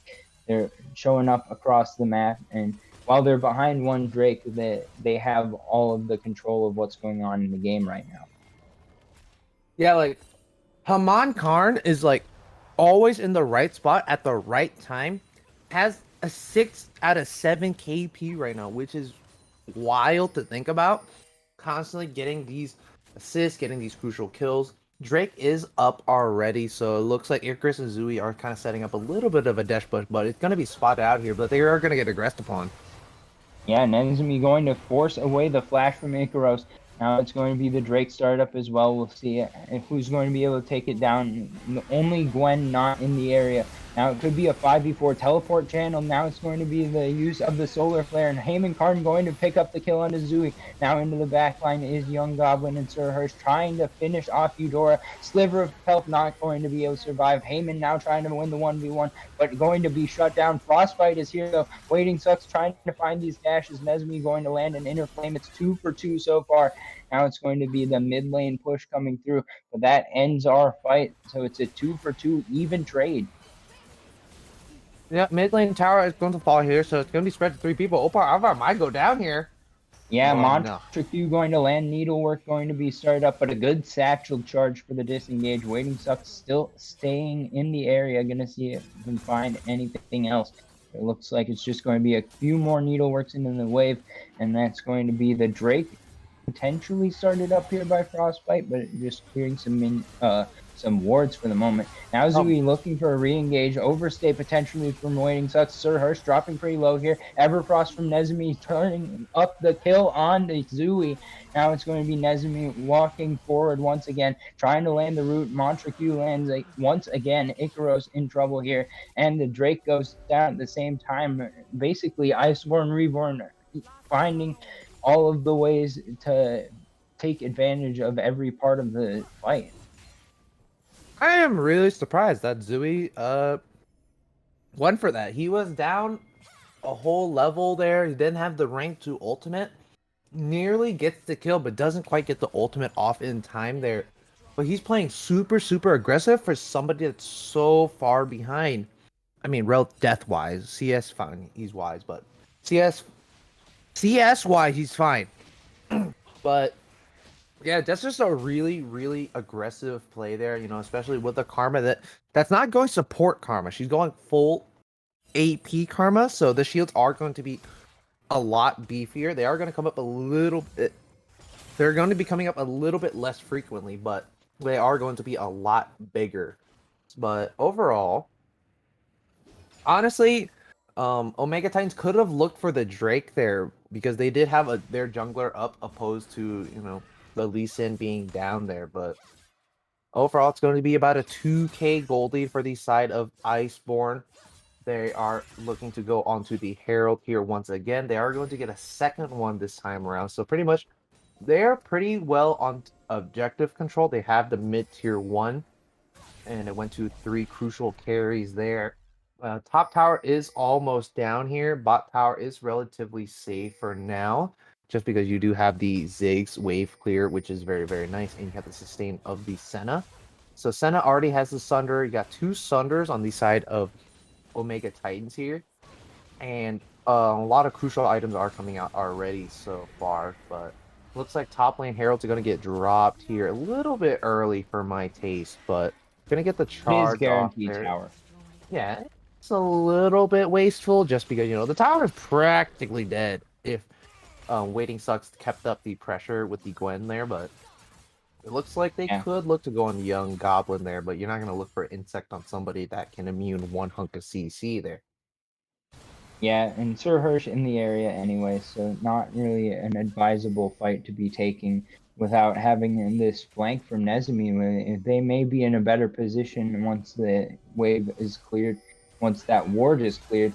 Now it's going to be a solar flare coming in. Eudora starting up the combo, trying to finish off Icaros. Could be enough here. Frostbite going to be able to finish off the Dawning Shadow, not going to connect. Now Opa Ive are going to try to land a few more bouncing bombs on the back end of the fight, but it's not going to be enough. Eudora will survive, and it's 1-0 in the 2v2. I maybe have spoke too soon. Eudora actually going to get hit by one, has enough of the health with the W shield to Oh, survive. go for it forward. Looking dangerous. And Frostbite trying to finish off the kill. Opa Ive are now going to be dropped very low, and now it's going to be the flash away Eudora trying to survive just a bit longer, but the bouncing bomb going to connect on Frostbite. Now Eudora in trouble, going to be finding one more stun. Aiming Karn going to land a kill on the backside. Nezumi trying to kill up Zui. We got fights across the map. Nezumi in trouble here. A couple more auto attacks. Flash forward from Zui. Now it's going to be heals coming through from Nezumi. Root on the back end of the fight. Sir Hirsch has now arrived. Waiting sucks here as well. Aiming Karn on the backside. Going to be able to land the flash kick. Sir Hirsch going to go down. Zui in trouble once again. Aiming Karn walking forward. Going to try to find the kill, and he will. Now it's going to be one more Icaros in the area, going to be able to back away, but a lot of kills by both sides across the map. Well, I said at the beginning, this game's gonna be very, very bloody. Oh, Young Goblin walking too far forward here.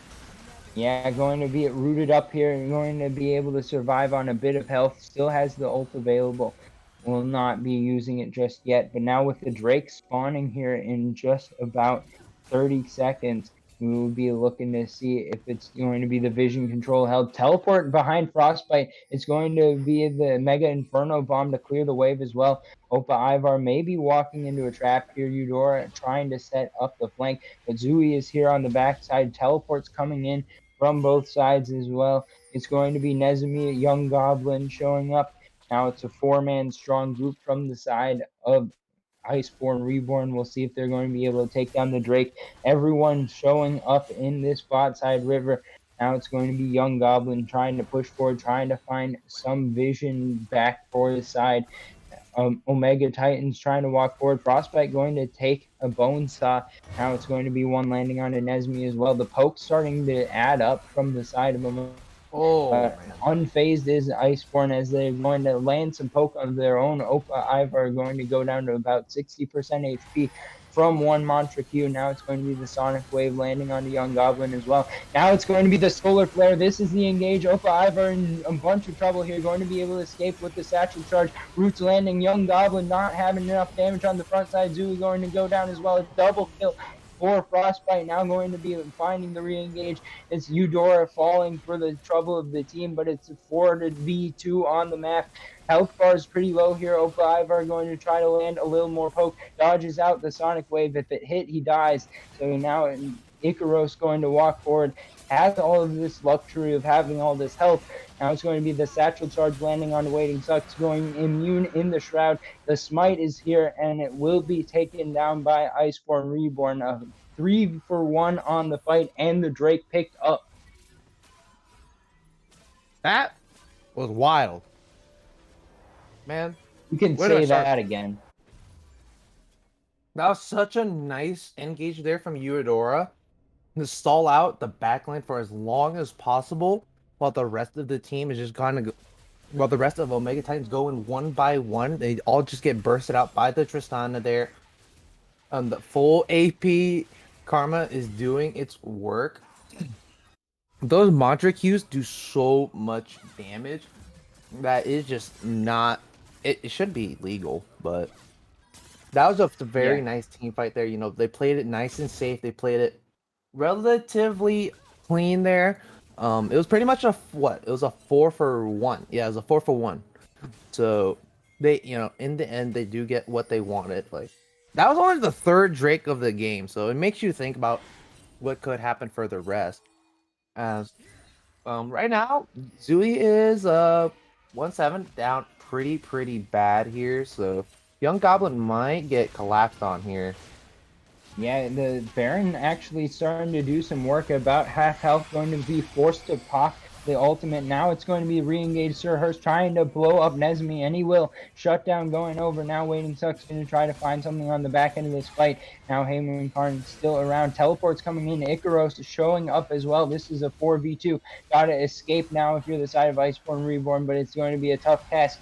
A little bit hesitant from the side of Omega Titans. They will be able to finish off the kill onto Waiting Sucks, but not going to be able to chase down Heyman Karn just yet. Now it's going to be in the bot lane. It's 2 carries, and it's the satchel charge destroying the turret. Will Zui be able to find a way in? No flash available, so not going to be able to get in. But the Baron being started up as well, but from the side of Omega Titans. We'll see if they're going to be able to actually finish this off. Heyman Karn available in the near vicinity. Doesn't have smite just yet. We'll see if that's going to come up before the Baron goes down. I think he's got a sense that this is something is up here. We'll see if it's going to be continued now with the vision available. A pretty big bot push as well from the side of Opa Ivar, now dropping to about 3,000 HP, and it looks like they don't want to finish it. They just wanted to grab the attention from the side of Heyman Karn, but a couple of towers going down in the meantime to Opa Ivar, so success for the side of Omega Titans. Yeah, that was a bit of an overextension there for Iceborn there because still nobody has grievous wounds. Even though the Mundo was behind early, now he's starting to become this really big meatball that isn't going to be taken down very easily because with the constant healing from the Sunderer procs and the ultimate, if you don't have any grievous wounds, he's just going to constantly heal. You do have 2 ignites though, so top side here going to be collapse. Yeah, it's going to be the paranoia in from Sir Hirsch, going to find the tether to the Fleer. It's going to be the Dawning Shadow as well. Waiting Sucks trying to stay alive for just a bit longer, but it's not going to happen. Young Goblin going to pick up the kill in the top lane. Good gank for the side of Omega Titan. Oh, actually, Baron's also going to be started up here for Omega Titans.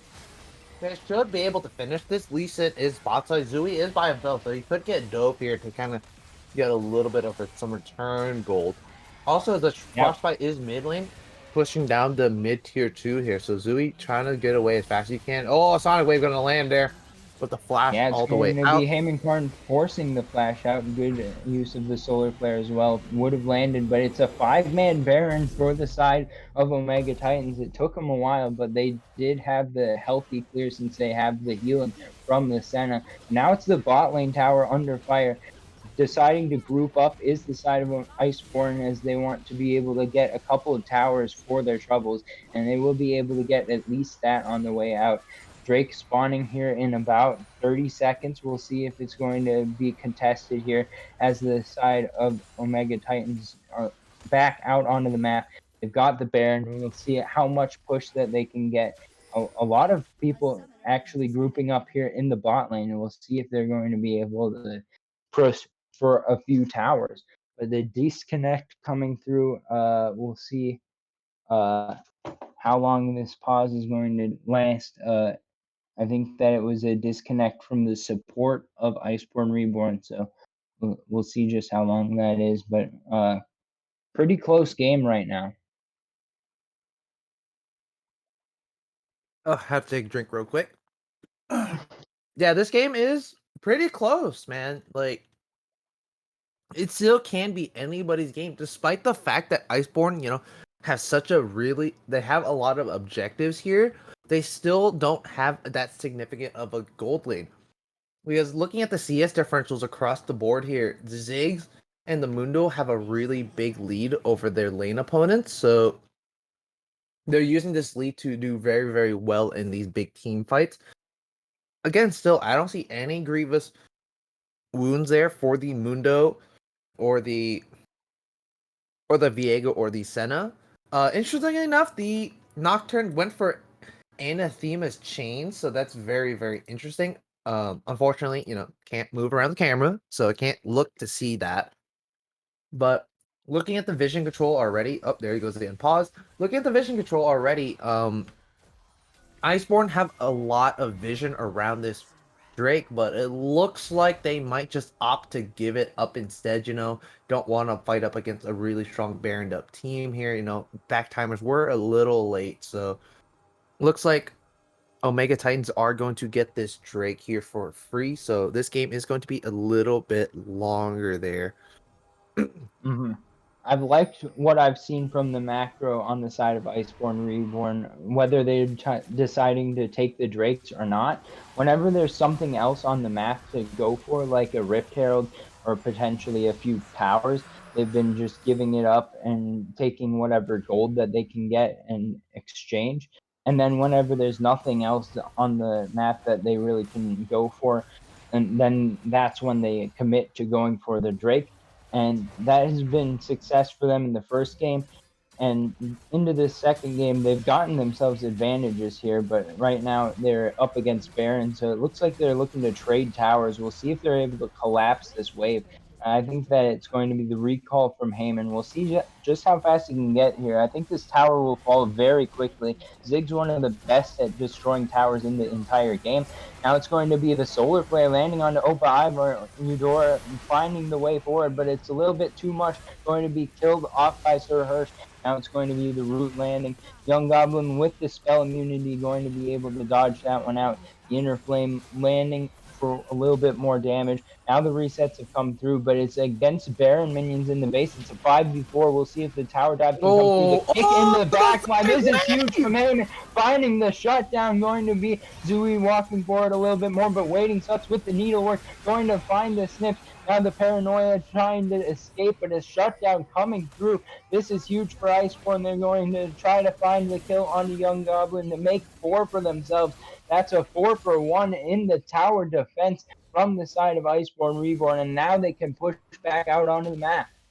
Oh my god, bro. Haman Khan, you monster, bro. That was wild. He literally and proverbially threaded the needle, hits Opa Ivar with the kick there onto the, I think it was the Mundo, no, it was the Nocturne, and then threads the needle right through with the Sonic Wave to get the shutdown and to start the team fight on such a good note there. And then everybody else slowly got ran down by the rest of Iceborn. Now this game has blown pretty wide open there. It's going to be about a 3.5k, 4k. I'm going to say 4k. I'll round it up. It's going to be a 4k gold lead for Iceborn here. They're up 2 towers. So, doesn't look like this game's going to get a soul anytime soon here. Drake's coming up in about 30 seconds or 2 minutes and 30 seconds here. So, gonna be very, very curious to see what's going to happen this time around. Zui, surprisingly, only has 3 KP. I honestly thought it was a little bit more, but already Tristana is pretty big. She doesn't have any armor pen items, but of course, nobody on the side of Omega Titans has any armor yet. So, but right now, this game is pretty much in anybody's hands. At this point, gold leads don't really matter. At this point, it's all about who can play the macro game better. A little bit of Baron priority up coming up here, but not really too much. Trying to take down this top tier 1 still for the side of Omega Titans here. Seeing if they can get this map open a little bit more. Top tier 2 will be sieged here, most likely here. A lot of pings coming out. So it looks like everybody is coming up here. It's going to be a 4v4, so hopefully nobody's going to get picked off prematurely here. So now it looks like we might see another big team fight unless somebody gets caught out here. Yeah, and if we aren't into the action yet, I'll take a moment to say that the Nexus towers were both defended by the side of Iceborn. Now we're getting a little bit of an engage. Zui could be in trouble here. Inner Flame going to land, going to have to Heartbreaker away, going to be about 300 HP on the back end of this. Now trying to find some bouncing bombs, going to be Opa Ivar, not going to land one just yet. And that is the disengage coming through. But yeah, with both of those Nexus towers still standing, that could be huge in a game this close. Now the Drake about to spawn. We'll see if it's going to be any sort of picks onto Young Goblin, who's currently in the enemy jungle. We'll see if he gets spotted on this control ward, he's going to get collapsed on. But I don't think he Oh, you're has staying been too long for spotted this blue just buff, yet. man. Yeah, trying to Oh, finish off the blue buff. He will be able to take that one, but now the spell immunity already gone. He's going to be hit by everything. A 5v1, not going to be that sort of champion anymore. wow. Trying to find some heals. That is Oh, a lot of healing, but that just means more damage for the damage charts. Frostbite going to take that kill down.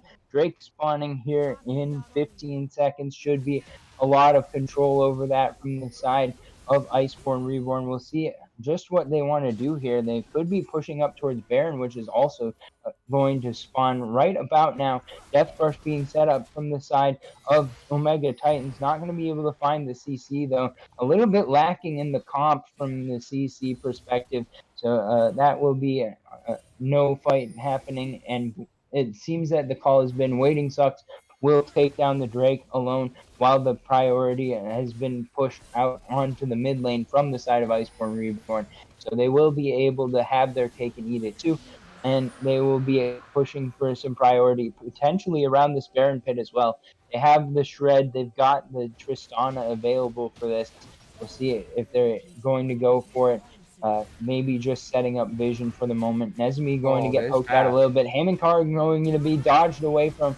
Now Opa Ivar in trouble, going to go into Zonia, is going to be the team showing up. Will they be here in time? The Heaven of Frost goes through. Now it's going to be the global ultimate Sir Hirsch going to pick up the first kill of the fight, and it's crucially on to Frostbite. Now that make that to Eudora going to be in trouble on the back end. All of the carries gone 3-for-0 in favor of Omega Titans, and now they're right on to the Baron. That Zanya's from Opar Ivar was so clutch there. Because the entire team grouped up, puts out the super mega or the mega inferno bomb before he goes into the Zanya, so you get a ton of burst, and the rest of his team comes in to clean up the mess. This is gonna be the second Baron now for Omega Titans here. Now let's see if they can recreate the kind of effect that they had with the first one, breaking the base open here. So it is sole point now at this point for Iceborn, so it looks like mid tier 2 and possibly the inhibitor might be conceded here. Opar Ivar is running a little low on mana, so it looks like they're just gonna have to back off here. But overall, now the turret lead is pretty much closed completely. Gold difference is doesn't really matter at this point. It's only about 1k, so but Drake's the next Drake's gonna come up in about 3 minutes here, so it's gonna be after the Baron expires. So after that, it's just going to be a really big team fight around this soul. Like I have never seen a game where the Cloud Soul is so contested over. It's going to be very, very nice addition to Iceborn here. But right now, the Gwen is a really big problem. Here comes the Grievous Wounds items that are starting to come out there, which is very, very nice. Leona is still only on the first mythic item. She only has the mythic item. She doesn't have any other built items there. So that is a little bit concerning there, but looks like every wave is going to start getting pushed forward here. Viego is in the bot lane by himself there, so he should kind of be careful a little bit. There is zero vision. That is there's zero deep vision here for Omega Titan, so they should kind of watch where they step here. It looks like Zui possibly could get collapsed upon here. Lots of pings coming out for him, but he looks like he's just going to use the empowered Baron recall. Man, English is hard.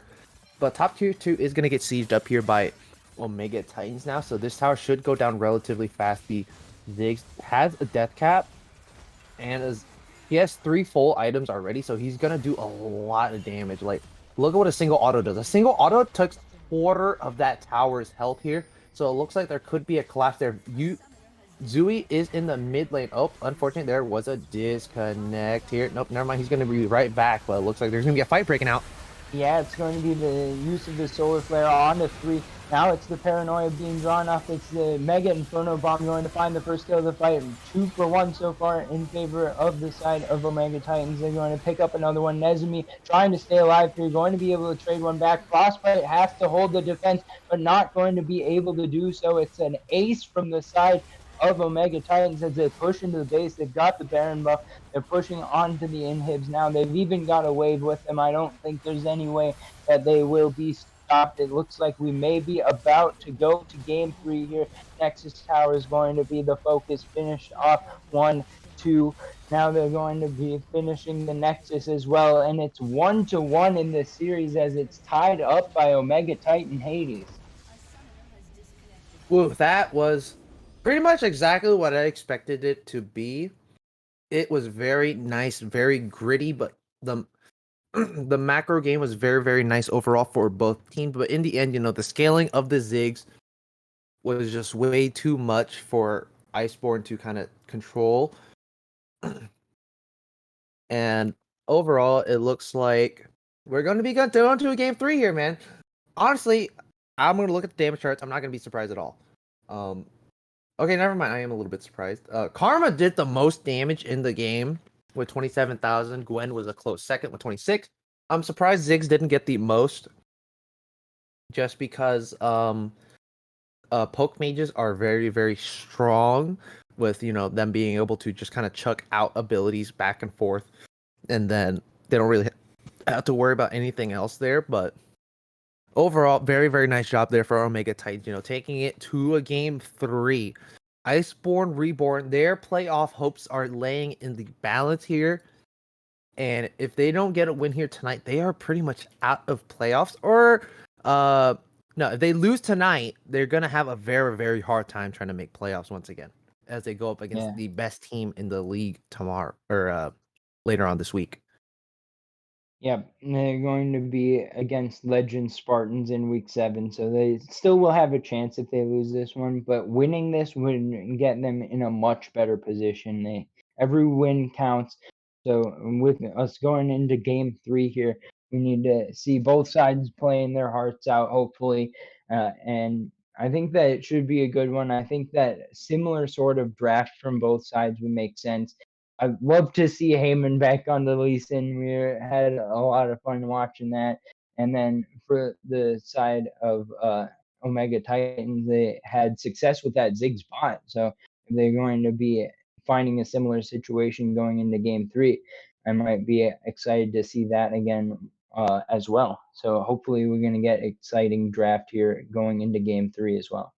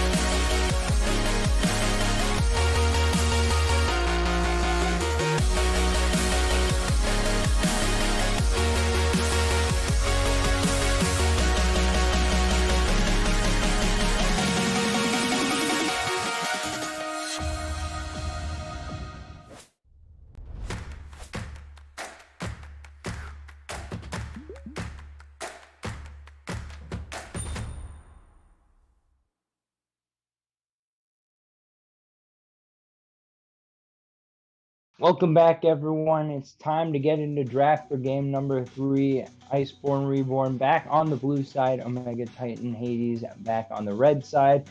And we'll see if we're going to get back to a similar draft to game 1. Obviously, here we're seeing a difference in opinions from each side about what is first pick worthy. The Viego being banned away on the red side by Omega Titan, as they were picking that up first on the blue side last game. And we're seeing now maybe a Xin Zhao ban from Iceborn Reborn. And it would be an interesting thing given they first picked it the first time around, but I guess that they have a different agenda of what they want to first pick this time.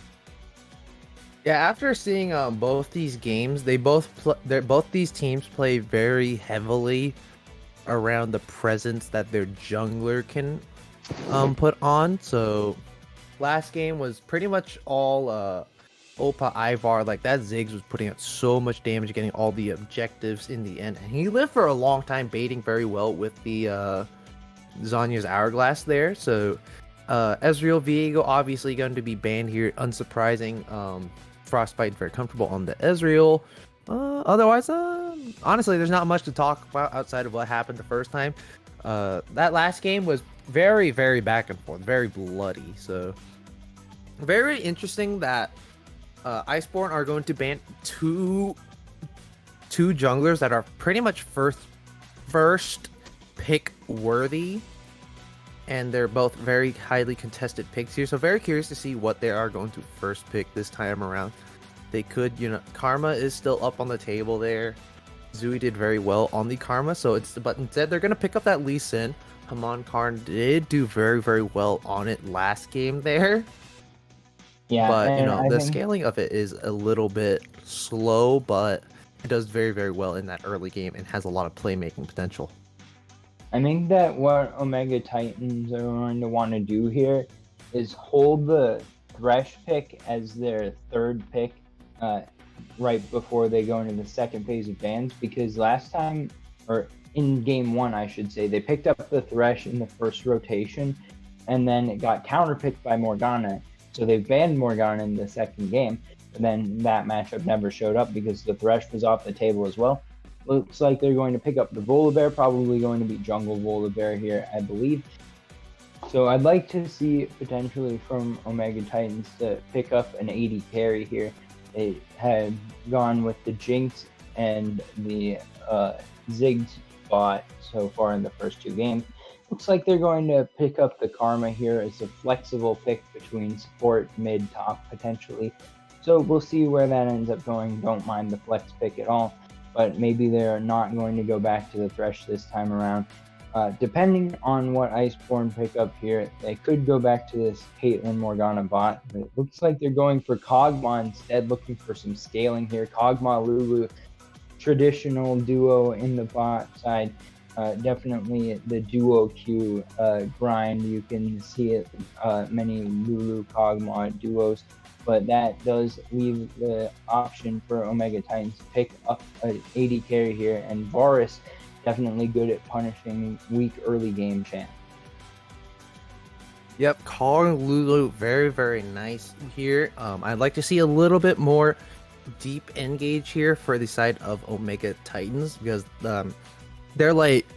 their backline access is pretty lacking here so far. They have engage, but they don't have any backline access, so I'd like to see a little bit more of that.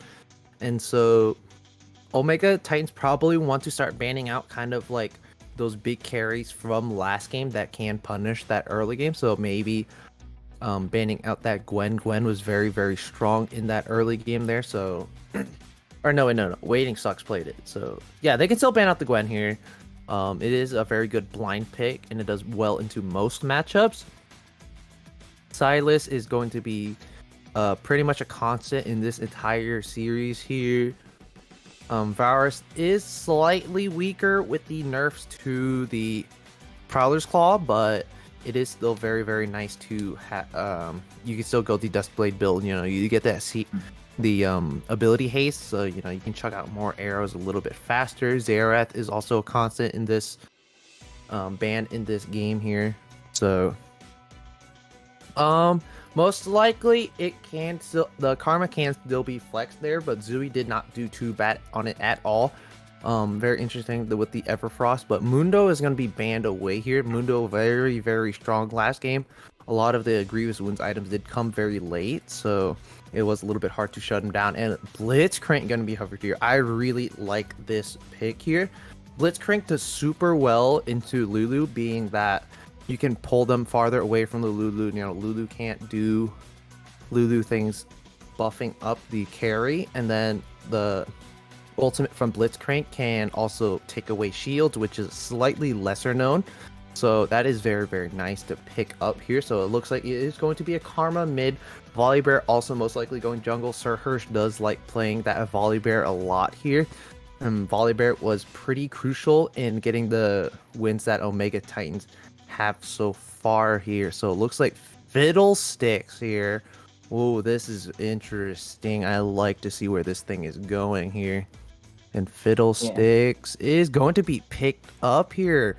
So will it be Iceborn Fiddle in the middle? Ooh, Hamon Karn loves playing his fiddle.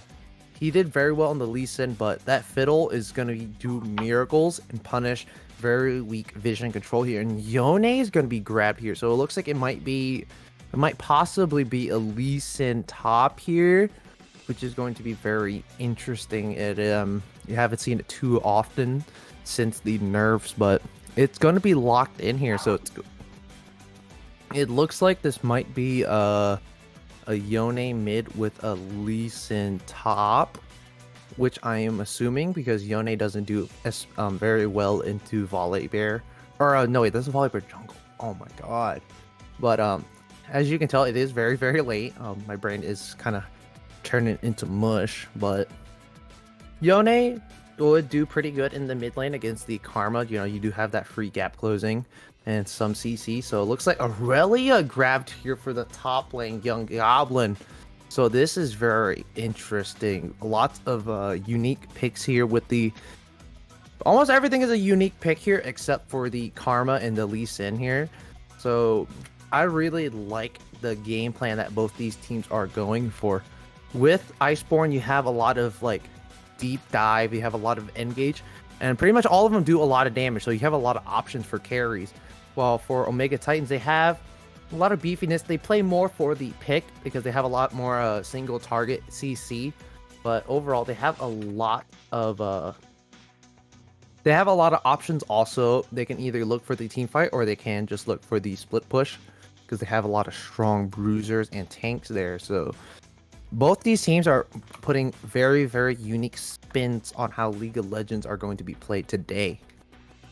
Yeah, and I'm looking forward to seeing how the teams play macro in the early game because we've seen a lot of bloody incidents in the first two games. I think even more so, you would expect to see that in a game with a Blitzcrank, Varus, Volibear, even Karma and Aurelia, early game champions. I mean, Kog'Maw and Lulu don't want to be in that situation, but if you get hit by a single hook, then you kind of are forced to fight your way out of it. And Yone definitely not going to shy away from fights. Lee Sin not going to shy away at all. And I'm going to be interested to see if it's going to be Lee top or Yone top. I think both are viable in either solo lane.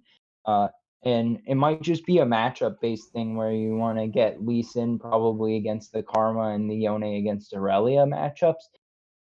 But either way, I'm looking at this team's wanting to fight a lot in the early game, and I'm going to be interested, especially from Iceborn's perspective, if they're going to actually commit to all of these early skirmishes, or if they're going to take their time and be more methodical about it, set up vision, make sure they know where the enemy jungler is before they try to fight anything out, and then avoid going into any situation and giving up free kills because they do have the scaling advantage here. I would have to say that when you've got Kog'Maw, you've got Lulu, I think, and a front to back team fight that's maybe more explosive than I would normally associate with like Elise and Yone. they have chances to outscale here. I think Varus falls off, Karma falls off. Blitzcrank still going to be effective as a hook champ the entire game, so there's still the threat of picks, but he's not going to do as much in a front to back team fight as potentially you're going to see from the Lulu. Yeah, like I said, many options here. So of course, okay, then that's interesting. It's going to be the Karma top against the Lee Sin with the Aurelia mid. So I really like this change of pace here. So Young Goblin's going to be put more onto this kind of restrained carry, and Zooey is going to be put onto something that they can show off a little bit more of their prowess from last game. You know, being put on that Karma. So Nezumi did get caught out a little bit there, so I'd like to see a little bit more kind of restrained aggression from them a little bit more, so they can kind of look to group for these team fights, have a little bit more communication, look to try to snowball these leads instead of just constantly looking for these fights and instead of looking for these fights and then just kind of calming down a little bit. Or wait. No, vice versa. It's vice versa. I want to see Zooey tone the aggression down a little bit, and then they can kind of try to communicate with the team and try to snowball a lead a little bit more because this team has a lot of ways that it can snowball. Preferably, you want to see if you get a Varus very ahead very early, that lethality is going to do so much work in these team fights, considering that nobody on Iceborn is really a tank. They mostly just have at most they have like a bruiser. So and also with the Blitzcrank, there's gonna be some level 1 shenanigans. So I'm really gonna like to see that here. Yeah, potentially with the Blitzcrank on the enemy team, Iceborn Reborn should be aware that this is a possibility that they might be approached with an early invade. So I'm wondering if they might go for a 5-man brush cheese to try to fight off the invade as it comes, or if they're going to decide that they're not going to win that. And I think that we'll see, hopefully, from both sides, a little bit of early vision to make sure that none of that's going down. But whatever the case, we're going to get into the game here pretty shortly. We're going to go into a quick break, and on the other side, we're going to have game number 3 between Iceborn Reborn and Omega Titan Hades.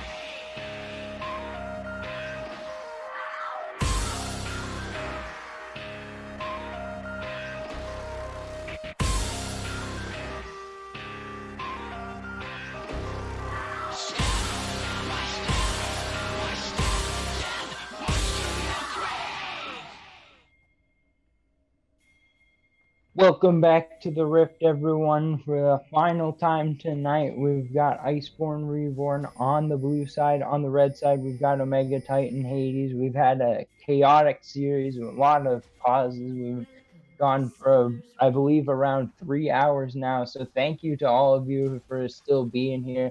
And as we had predicted, we are getting the 5-man group from the side of Omega Titan. They do have the Blitzcrank. We'll see if they're going to be able to find anything here. Uh, Going to Oh, be a flash hook, not going to quite connect though. Icaros going for it, forcing the flash away from waiting sucks. So it is a trade of flashes. Hex flash available for Icaros. So a small victory here for Omega Titan early in this game. yeah, honestly, for Lee Sin, especially in a lane that doesn't really have CC, being that the Karma doesn't really have that much CC outside of her W, if you do, manage to stay within the tether range. Um, really, Lee Sin shouldn't be doing that bad. He didn't start anything quite yet, so he can, still start the W, so you can get a little bit of that early CS, or you can take the E, so you can look to, get all 3 CS early there. But look again, both junglers are going to start their red buff. Don't want to meet each other in the middle there. So looks like no interesting shenanigans going on. Again, really, it's just going to kind of be a bit of a slow start here, of course, for Yep, both sides. and I think that the place to watch is the mid lane. That's going to be most kill threat because Zui with chances to kill. Hook going to land for Icaros. Eudora is going to be fine though. The shield, it's only level 1, so not a lot of kill threat. And an interesting decision that's worth taking note of is that Eudora actually went for the relic shield here. I think this is a smart call because Blitzcrank definitely going to be very threatening. It's very difficult to just walk up and poke. As I say that, though, we see some walking up and poking going on. Icaros almost lands the hook onto Eudora. That would have been very dangerous as level 2 is crested. But just a little bit of some fun emoting going on between the teams, a little bit of a hex slash from Icaros. Not going to be anyone in trouble of getting killed just yet. Yeah, overall, just very nice job there, bot lane, taking advantage of that level 2. But Volibear is going to come for a gank in the bot lane here. Yes, Sir Hirsch going to come in. The hook going to land onto Eudora, and I don't think there's any way out of this one. Heal Oh, coming through. The flash away with the but Ignite mid lane taken here down. Not again. going to be enough, but Zumi trying to finish off the kill as well. Nezumi going to be able to find the knock up on the way out. So no kills coming through, but a lot of summoner spells burnt. Ooh, look at this early game, man. Lots of things happening around the map here. Outside of, top lane, of course. Top lane, just going to do top lane things. Constantly just pushing it in, Can't really catch a Karma, especially as a Fiddlesticks early game. So it looks like Fiddlestick is going to go in for a little bit of an invade here. Karma is going to spot that the Scuttle was just taken here. So it looks like Fiddle is going to get a little bit of counter jungling off, knowing that the Volibear was bot side. Interesting for the pathing, Volibear opted to do the buff Gromp start. So that is very, very interesting to do here. So it looks like Fiddle is going to get a little bit more deep vision there with the effigy. But otherwise, nothing too wild right now. Teleport was forced out of Nezumi early to go into the mid lane there. So otherwise, CSDs across the map, nothing too crazy. Bot lane is a little bit down, but that was just because obviously with Blitzcrank exerting a lot of pressure. Just that presence of the hook is really, really scary here. Top lane, Lee Sin should be able to do pretty fine in the lane just Yeah, because. we got a gank going on in the Oh, mid lane. First blood coming through, going over to Zui. Good landing of the flawless duet, setting up the gank there, and the blade surge gonna finish it off. So solo kill, or not quite a solo kill, gank kill, making the first blood go through. We got trades in the top side, not going to mean that much though. So it is Omega Titan first on the kill score. yep, very nice job there. Zui, constantly putting that pressure forward. Nizumi just flashing a little late there. Sir Hirsch getting the flash stun with the Sky Splitter there. So getting all that damage down. Very, very nice job there. Haman Kane or Karn is going in, doing a little bit more counter jungling here, trying to put this Volibear a little behind as much as he can. Drake is up on the table. And Sir Hirsch is resetting, so they could look to do the Drake here, but it's mostly unlikely. Fiddle does do it relatively slow. Yeah, it is a pretty healthy take for Fiddle, though, as long as he's got the drain available to him. So he could go for that. Maybe also going to look for a gank in the bot lane. Not quite enough push forward yet from the side of Omega Titan to make that a juicy and appealing gank. So it is just going to be the disengage from the side of Heyman. Going back into the jungle, trying to continue this advantage that he's gotten through just CSing better. Mid lane And here. Trade's coming through, Zooey dropping them pretty low. Going to find the ultimate, and the resets come through. Zooey with the solo kill this time around. That was some really nice Aurelia mechanics there. She's kind of weaving around the fight there. As Aurelia, even though you do have max stacks, you just kind of want to bob and weave around the fight, dodge out those Yone Qs there. So very nice job there. He is going to get a play in the mid lane for his troubles and a solo kill. So going to go up 2-0, getting himself a little bit of a CS lead. But looks like Young Goblin is going to go into the jungle here, going to get a little bit of poke, but he's just going to kind of have to walk on out there. Surprisingly enough, Drake wasn't started yet, even with the priority that Zooey does have in the mid lane there. So looks it looks like it's like getting started up now. I think, yep. yeah. And then looking back, we're going to have the priority is setting up now in the bot side how we more expected it to at the beginning of the game. Young Goblin getting pretty good poke actually on the waiting subs at the moment, but looks like Heyman going to be nearby, but not close enough. So first Drake of the game going to go over to Sir Hirsch, and that means that Omega Titans are on the way towards this soul coming up. Could be ocean or Oh, mountain. Icaros come in here. Looks like they're going to go for a little invade here. Haman Karn doesn't have the smite up just quite yet there, so unfortunately does get his red buff stolen away here. Top side, Waiting Sucks did use the teleport there to get back into lane.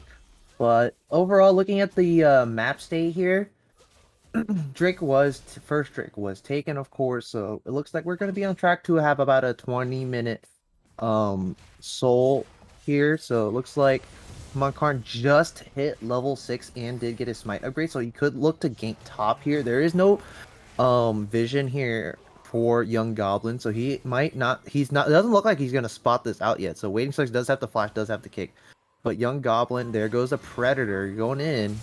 Yeah, he's going to be feared up, now going to be drained. Now the kick lands into a sonic wave, going to be flashed away from, but I don't think that flash is going to be quite enough. The drain finishing off Young Goblin. That means that the gank is successful in the top lane for Iceborn Reborn. Ooh, mid lane there. Icaro is trying to look for a cheeky hook, interrupting the back, but the minion just got there right on time there. But of course, Haman Karn, taking advantage that the Karma is posturing very, very aggressively, doesn't have any wards behind her, doesn't respect the Fiddlestick's flank there, even though he is constantly invading Him here. and But it Karn looks like, yeah, could it be in looks like, trouble. yeah, it Gonna looks just like he run just walk out away. here. Oh, ooh, blind hook almost lands there, barely, barely misses. It looks like another disconnect here, but he should reconnect here, I think. Yeah, looks like we Doesn't. didn't go into a pause, so fortunate there. We'll see if the Rift Herald is going to be started up anytime soon. Big roams coming out from Icaros. I love to see that on an aggressive champion like Blitzcrank, making full use of the roaming potential. And right now, I think Ivar just feeling fine, sitting under tower, farming up, getting himself some lethality items, not under too much threat from a Lulu Kog'Maw, which does mean that Lulu Kog'Maw allowed to scale up a little bit. Frostbite not quite on level 6 yet, but could start to do some damage if he isn't actually shut down to a little bit more of an extent. But it looks like we could be getting a roam coming down from mid lane. This could be an attempt to finish off the B-Maw. It is Looks gonna be like Icaros is spotted here. here, He's only so level 5, oh, doesn't have that unfortunate. ultimate. Now teleport coming in. Frostbite going to force away Icaros's flash. Now the piercing arrow going to land on Eudora for a little bit of poke. But Nezumi trying to find his way onto Zui. Now the flawless duet are going to connect. Nezumi running out of time on the unsealed. But now it's going to be the flash forward from Heyman with the Oh, ultimate. Trying to finish him off is Nezumi, dropping him down. The fate is sealed for Opa Ivar, and that is the kill for the mid laner of Iceborn Reborn. Now they're trying to chase down Zui as well. Not going to have quite enough speed. Now finding the silence. Not going to be enough with the fear, trying to find some damage. But now Sir Hirsch here going to be forced to flash away. Stormbringer a little bit too aggressive. Now could be in trouble of being dove. Nezmi trying to finish off the ooh. kill, but the tower shot going to take him down. Zui going on a killing spree here, about 300 HP, but feeling confident to approach this wave. And it looks like the disengage coming through on the back end of what was so close to being the fight that Reborn needed, but they weren't able to finish it off. That was a very, very long skirmish there. Most likely, like with Yone, preferably you don't want to E forward if you don't have the tornado, because having the tornado, you can weave in your W, and then you can weave in an extra auto, so you get that little extra burst so when you snap back there. But it looks like Icaros is coming bot here. There goes Sir Hirsch. It looks like there's gonna be a Yeah. Gankaroonie, but they both have a thumbs up though, so Yeah, Eudora no mana though. oh, Going to be cute the forced to minion. flash away, flash. Nope. And it's going to be the hook landing Eudora going down. Opa Ivar going to be able to pick up his first kill of the game. That means that the gold swinging back in favor of the side of Omega Titans here. Now they're going to be dropping the Rift Herald as well in the bot side. So we'll see just how many plates they're able to pick up with this.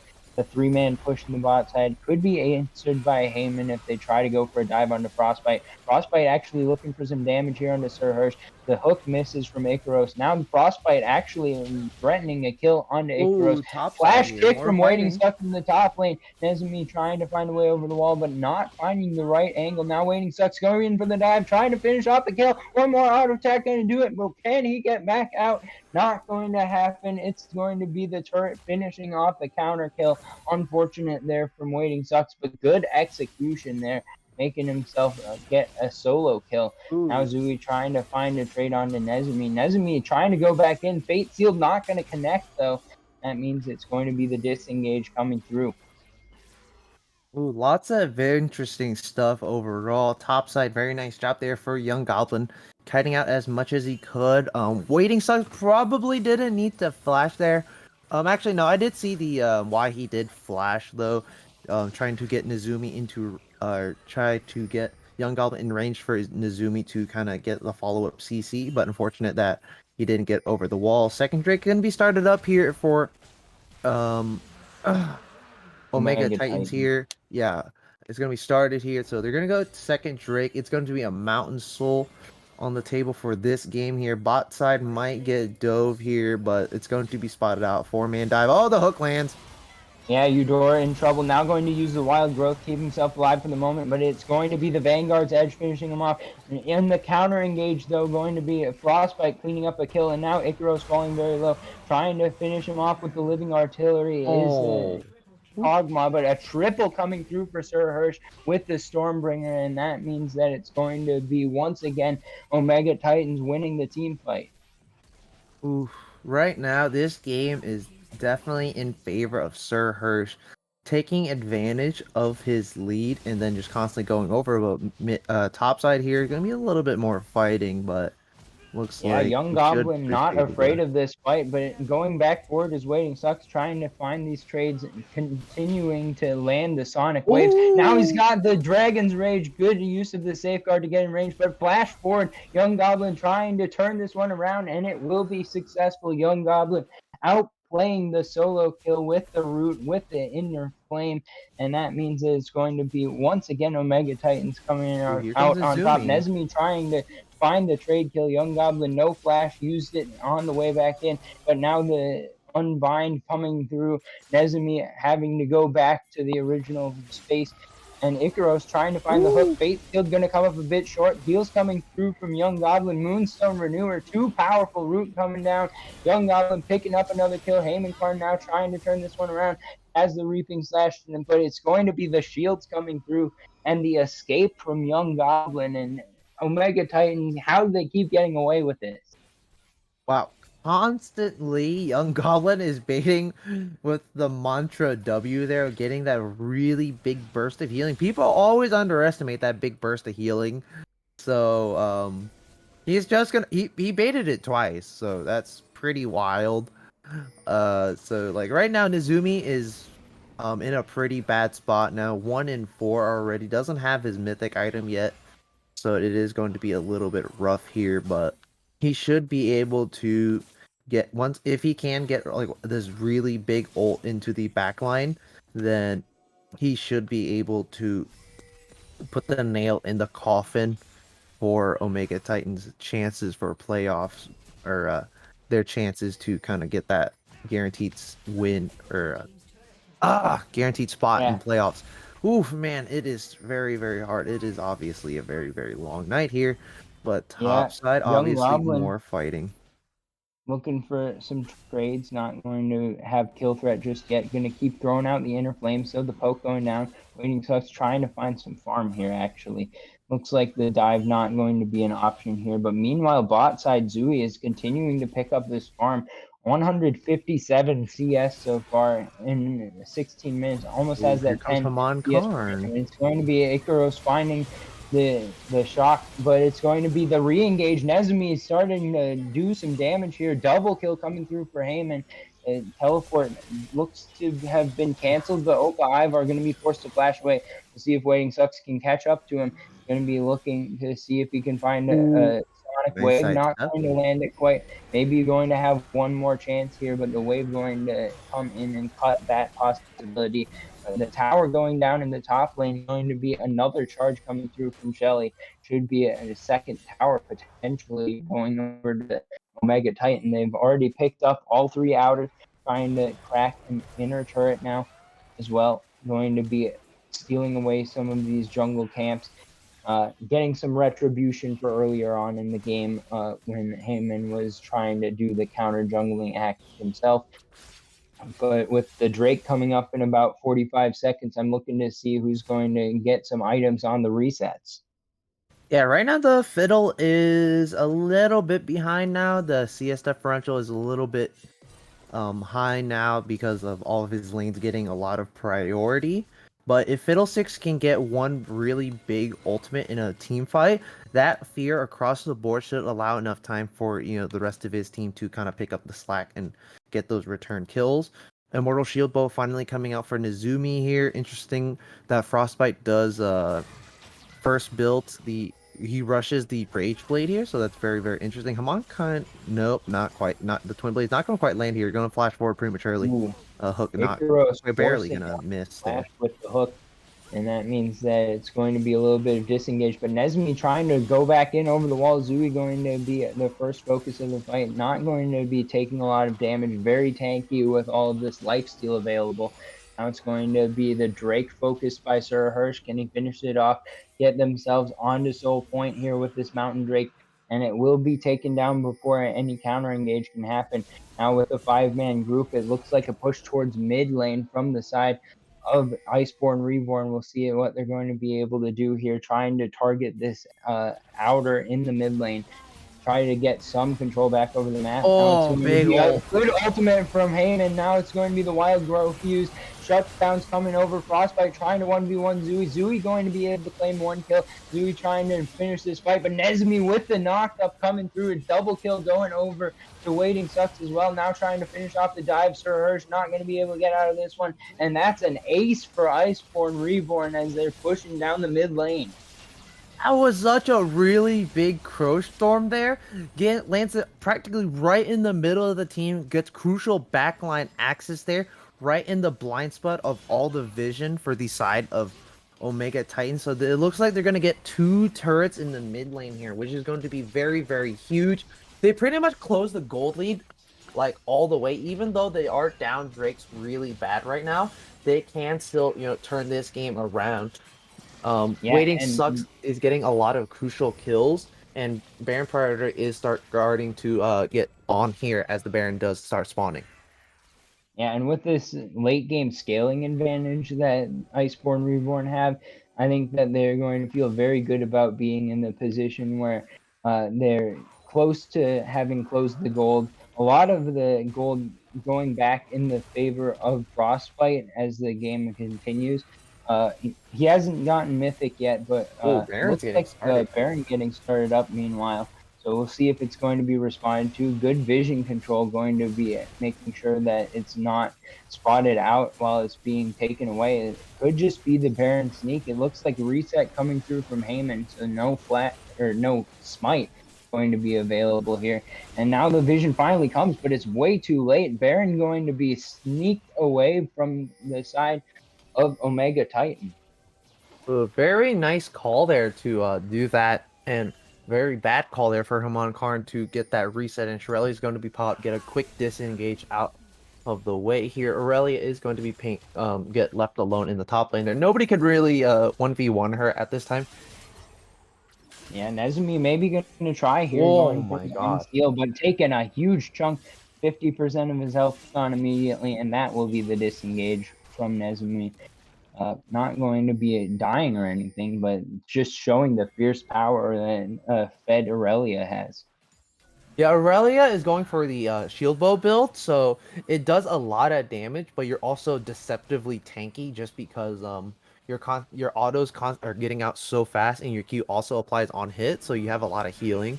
So it does make you deceptively tanky there for the fight. So it looks like mid lane is going to get sieged here, but the siege power for Omega Titans isn't very big here. Bot lane, Karma is going to split off with the Lee Sin, while top lane Aurelia is gonna go solo here, but Haman Karn is going to come here to contest it.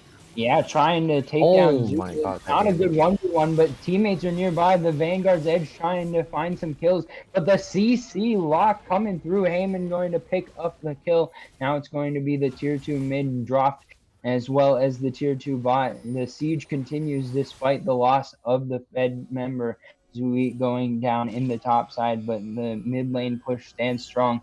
We'll see if there's going to be any further engagement here. Waiting Sucks trying to clear out this bot wave, but a good engage in the top side to find the pick. Now Nezumi going to find 3-man knockup, but too dangerous. Going to have to disengage that. That did draw out 2 ultimates, though, the Chains of Corruption and the Static Field coming out. So I think those are pretty short, though, so not huge deal, but yeah. Overall, pretty successful siege, I should say. Aurelia getting a QSS now, very interesting, going very, very safe here.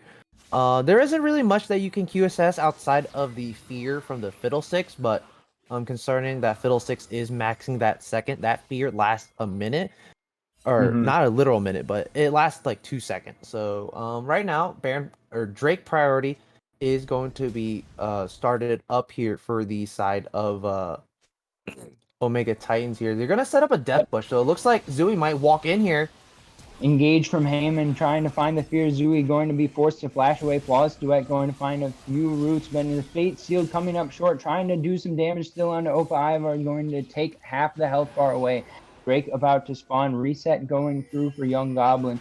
Good teleport back out to the fight. Now it's going to be the Drake started up. Waiting Sucks trying to take this one down with Frostbite nearby. Heyman still on the flank. We'll see if it's going to be the Smite getting here in time. Ooh, it's my Drake dropped fight. pretty low. Now it's going to be the Oh. fight. Steal coming through from Sir Hirsch, but what about the fight? Shutdown going over to Sir Hirsch. Now it's going to be another one. Zui picking one up, but Frostbite starting to put in the auto attacks. Going to be a double kill going over to Frostbite. One more auto attack should be finishing off Young Goblin. Still living on a sliver of health. Nezumi trying to find the chase down, running out of bar, but it's going to be a 3-for-2 in favor of Iceborn Reborn. Soul given over to the side of Omega Titan, though.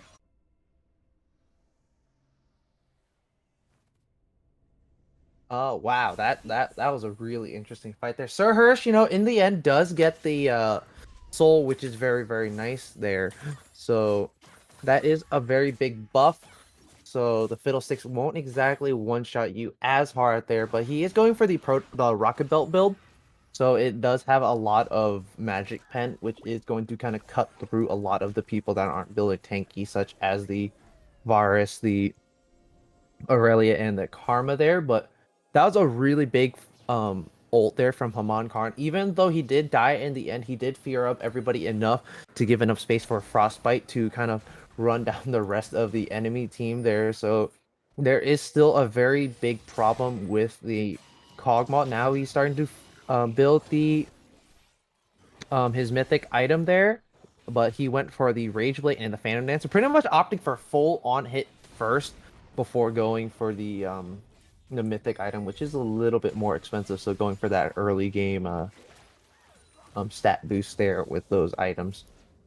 Yeah, I'm expecting that it's going to be the Kraken Slayer coming through once that item is completed. And once it's 3-item Kog'Maw level 13, starting to get close to being able to carry these team fights. We saw in the last one Ooh, pretty successful. Death Death Bush Rush here. being set up here. We'll see if it's going to last long enough. It's a little bit of a waiting game. We're seeing who's going to walk. Oh, there's the hook. Going to find the hook. It's on to waiting sucks. We'll see if they're going to be able to blow him up. But Heyman going from out of vision, finding the fears with the Crowstorm. Zooey trying to finish off some kills, but the Vanguard is not going to be enough.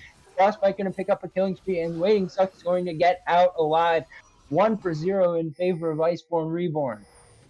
Yeah, it's a 40-second death timer. Baron's up in about 20 seconds here, so a lot of resets are coming out.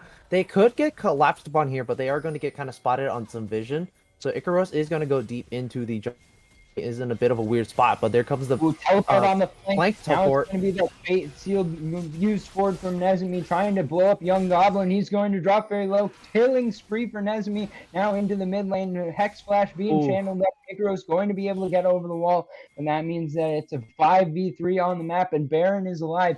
Now going towards it is the side of Iceborn Reborn. They're going to see how fast they can take this down. Zooey going to spawn in 1 second. No teleport or anything, though. There's a ward in the pit. We'll see if it's going to survive much longer. There should be awareness from the side of Omega Titans that this is going on. We'll see if Icaros is going to be able to find a hook here potentially as well.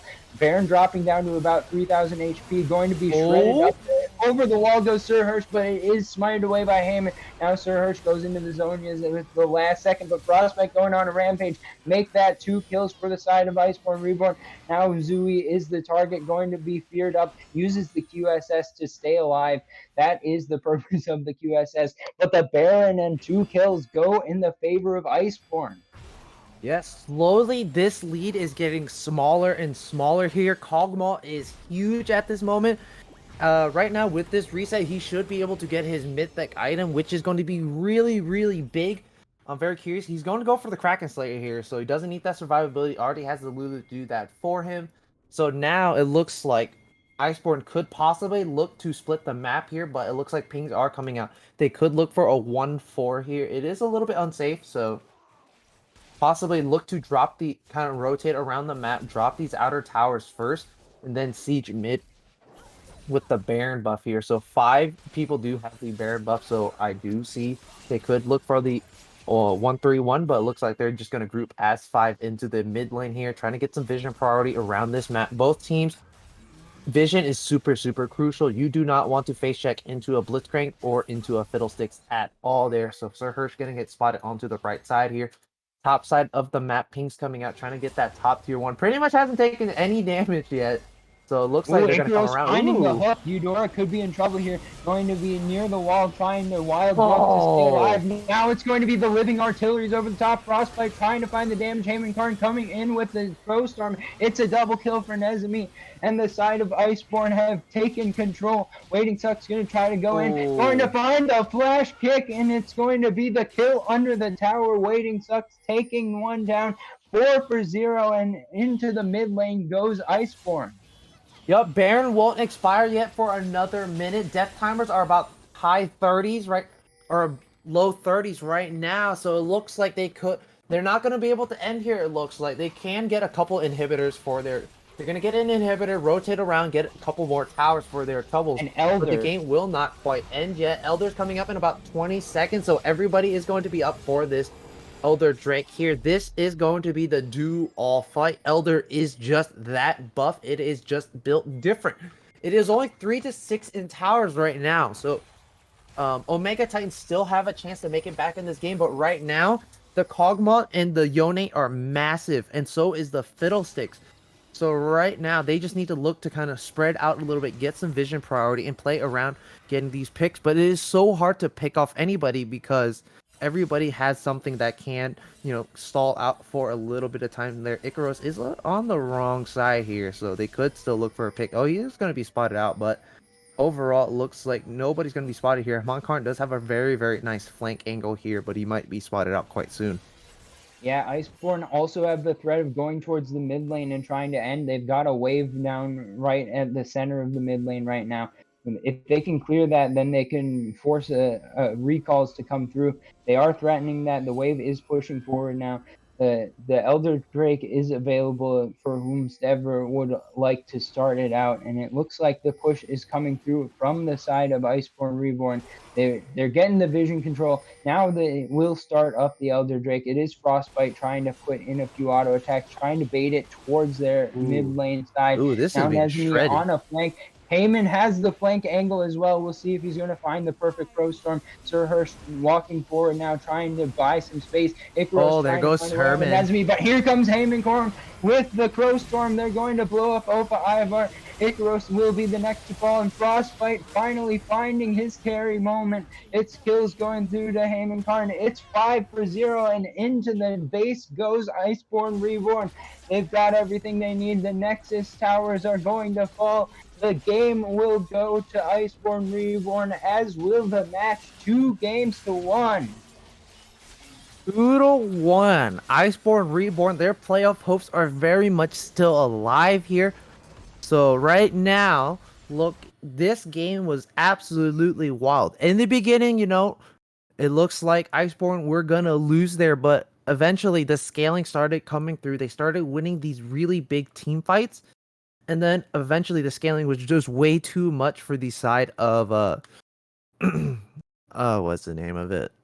Omega Titans. They didn't have enough scaling for them right there, and so eventually they just got outscaled and outmatched completely. And so Iceborn Reborn, their playoff hopes very much still alive here.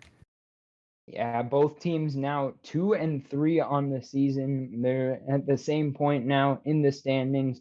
Both are in the playoff picture right now. There's two teams at 1-4, and a variety of teams at higher levels of wins versus losses. But I think that both of us are getting to the point where we're pretty tired. So we got any final thoughts for us, Banana Bread? And before my brain does go to mush, very, very wild game here for both teams. I say it a little bit too much, but this game was absolute banger here. This series went the full, the 3 courses all the way to the end. Both teams did get a lot of their comfort picks, but in the end, Iceborn Reborn do come out with the win, keep their playoff hopes alive. Next week they will go, or this week they will go against Big Black Clocks, and they should take ride this momentum up very, very, very well into that series and try to look for a win and try to get into the playoffs. Yeah, well, thank you for joining us this week, Banana Bread. It was a good cast. We needed someone to be brought in because Miles was doing some other tomfoolery. But thank you to everyone watching us for joining. A heck of a series here tonight. And I've been Tiger here with Banana Bread, and hopefully you guys will all join us back here next week for the junior division, or tomorrow if you want to watch the senior division. But either way, have a good night. Happy Independence Day for those of you in the States, and we'll see you next time.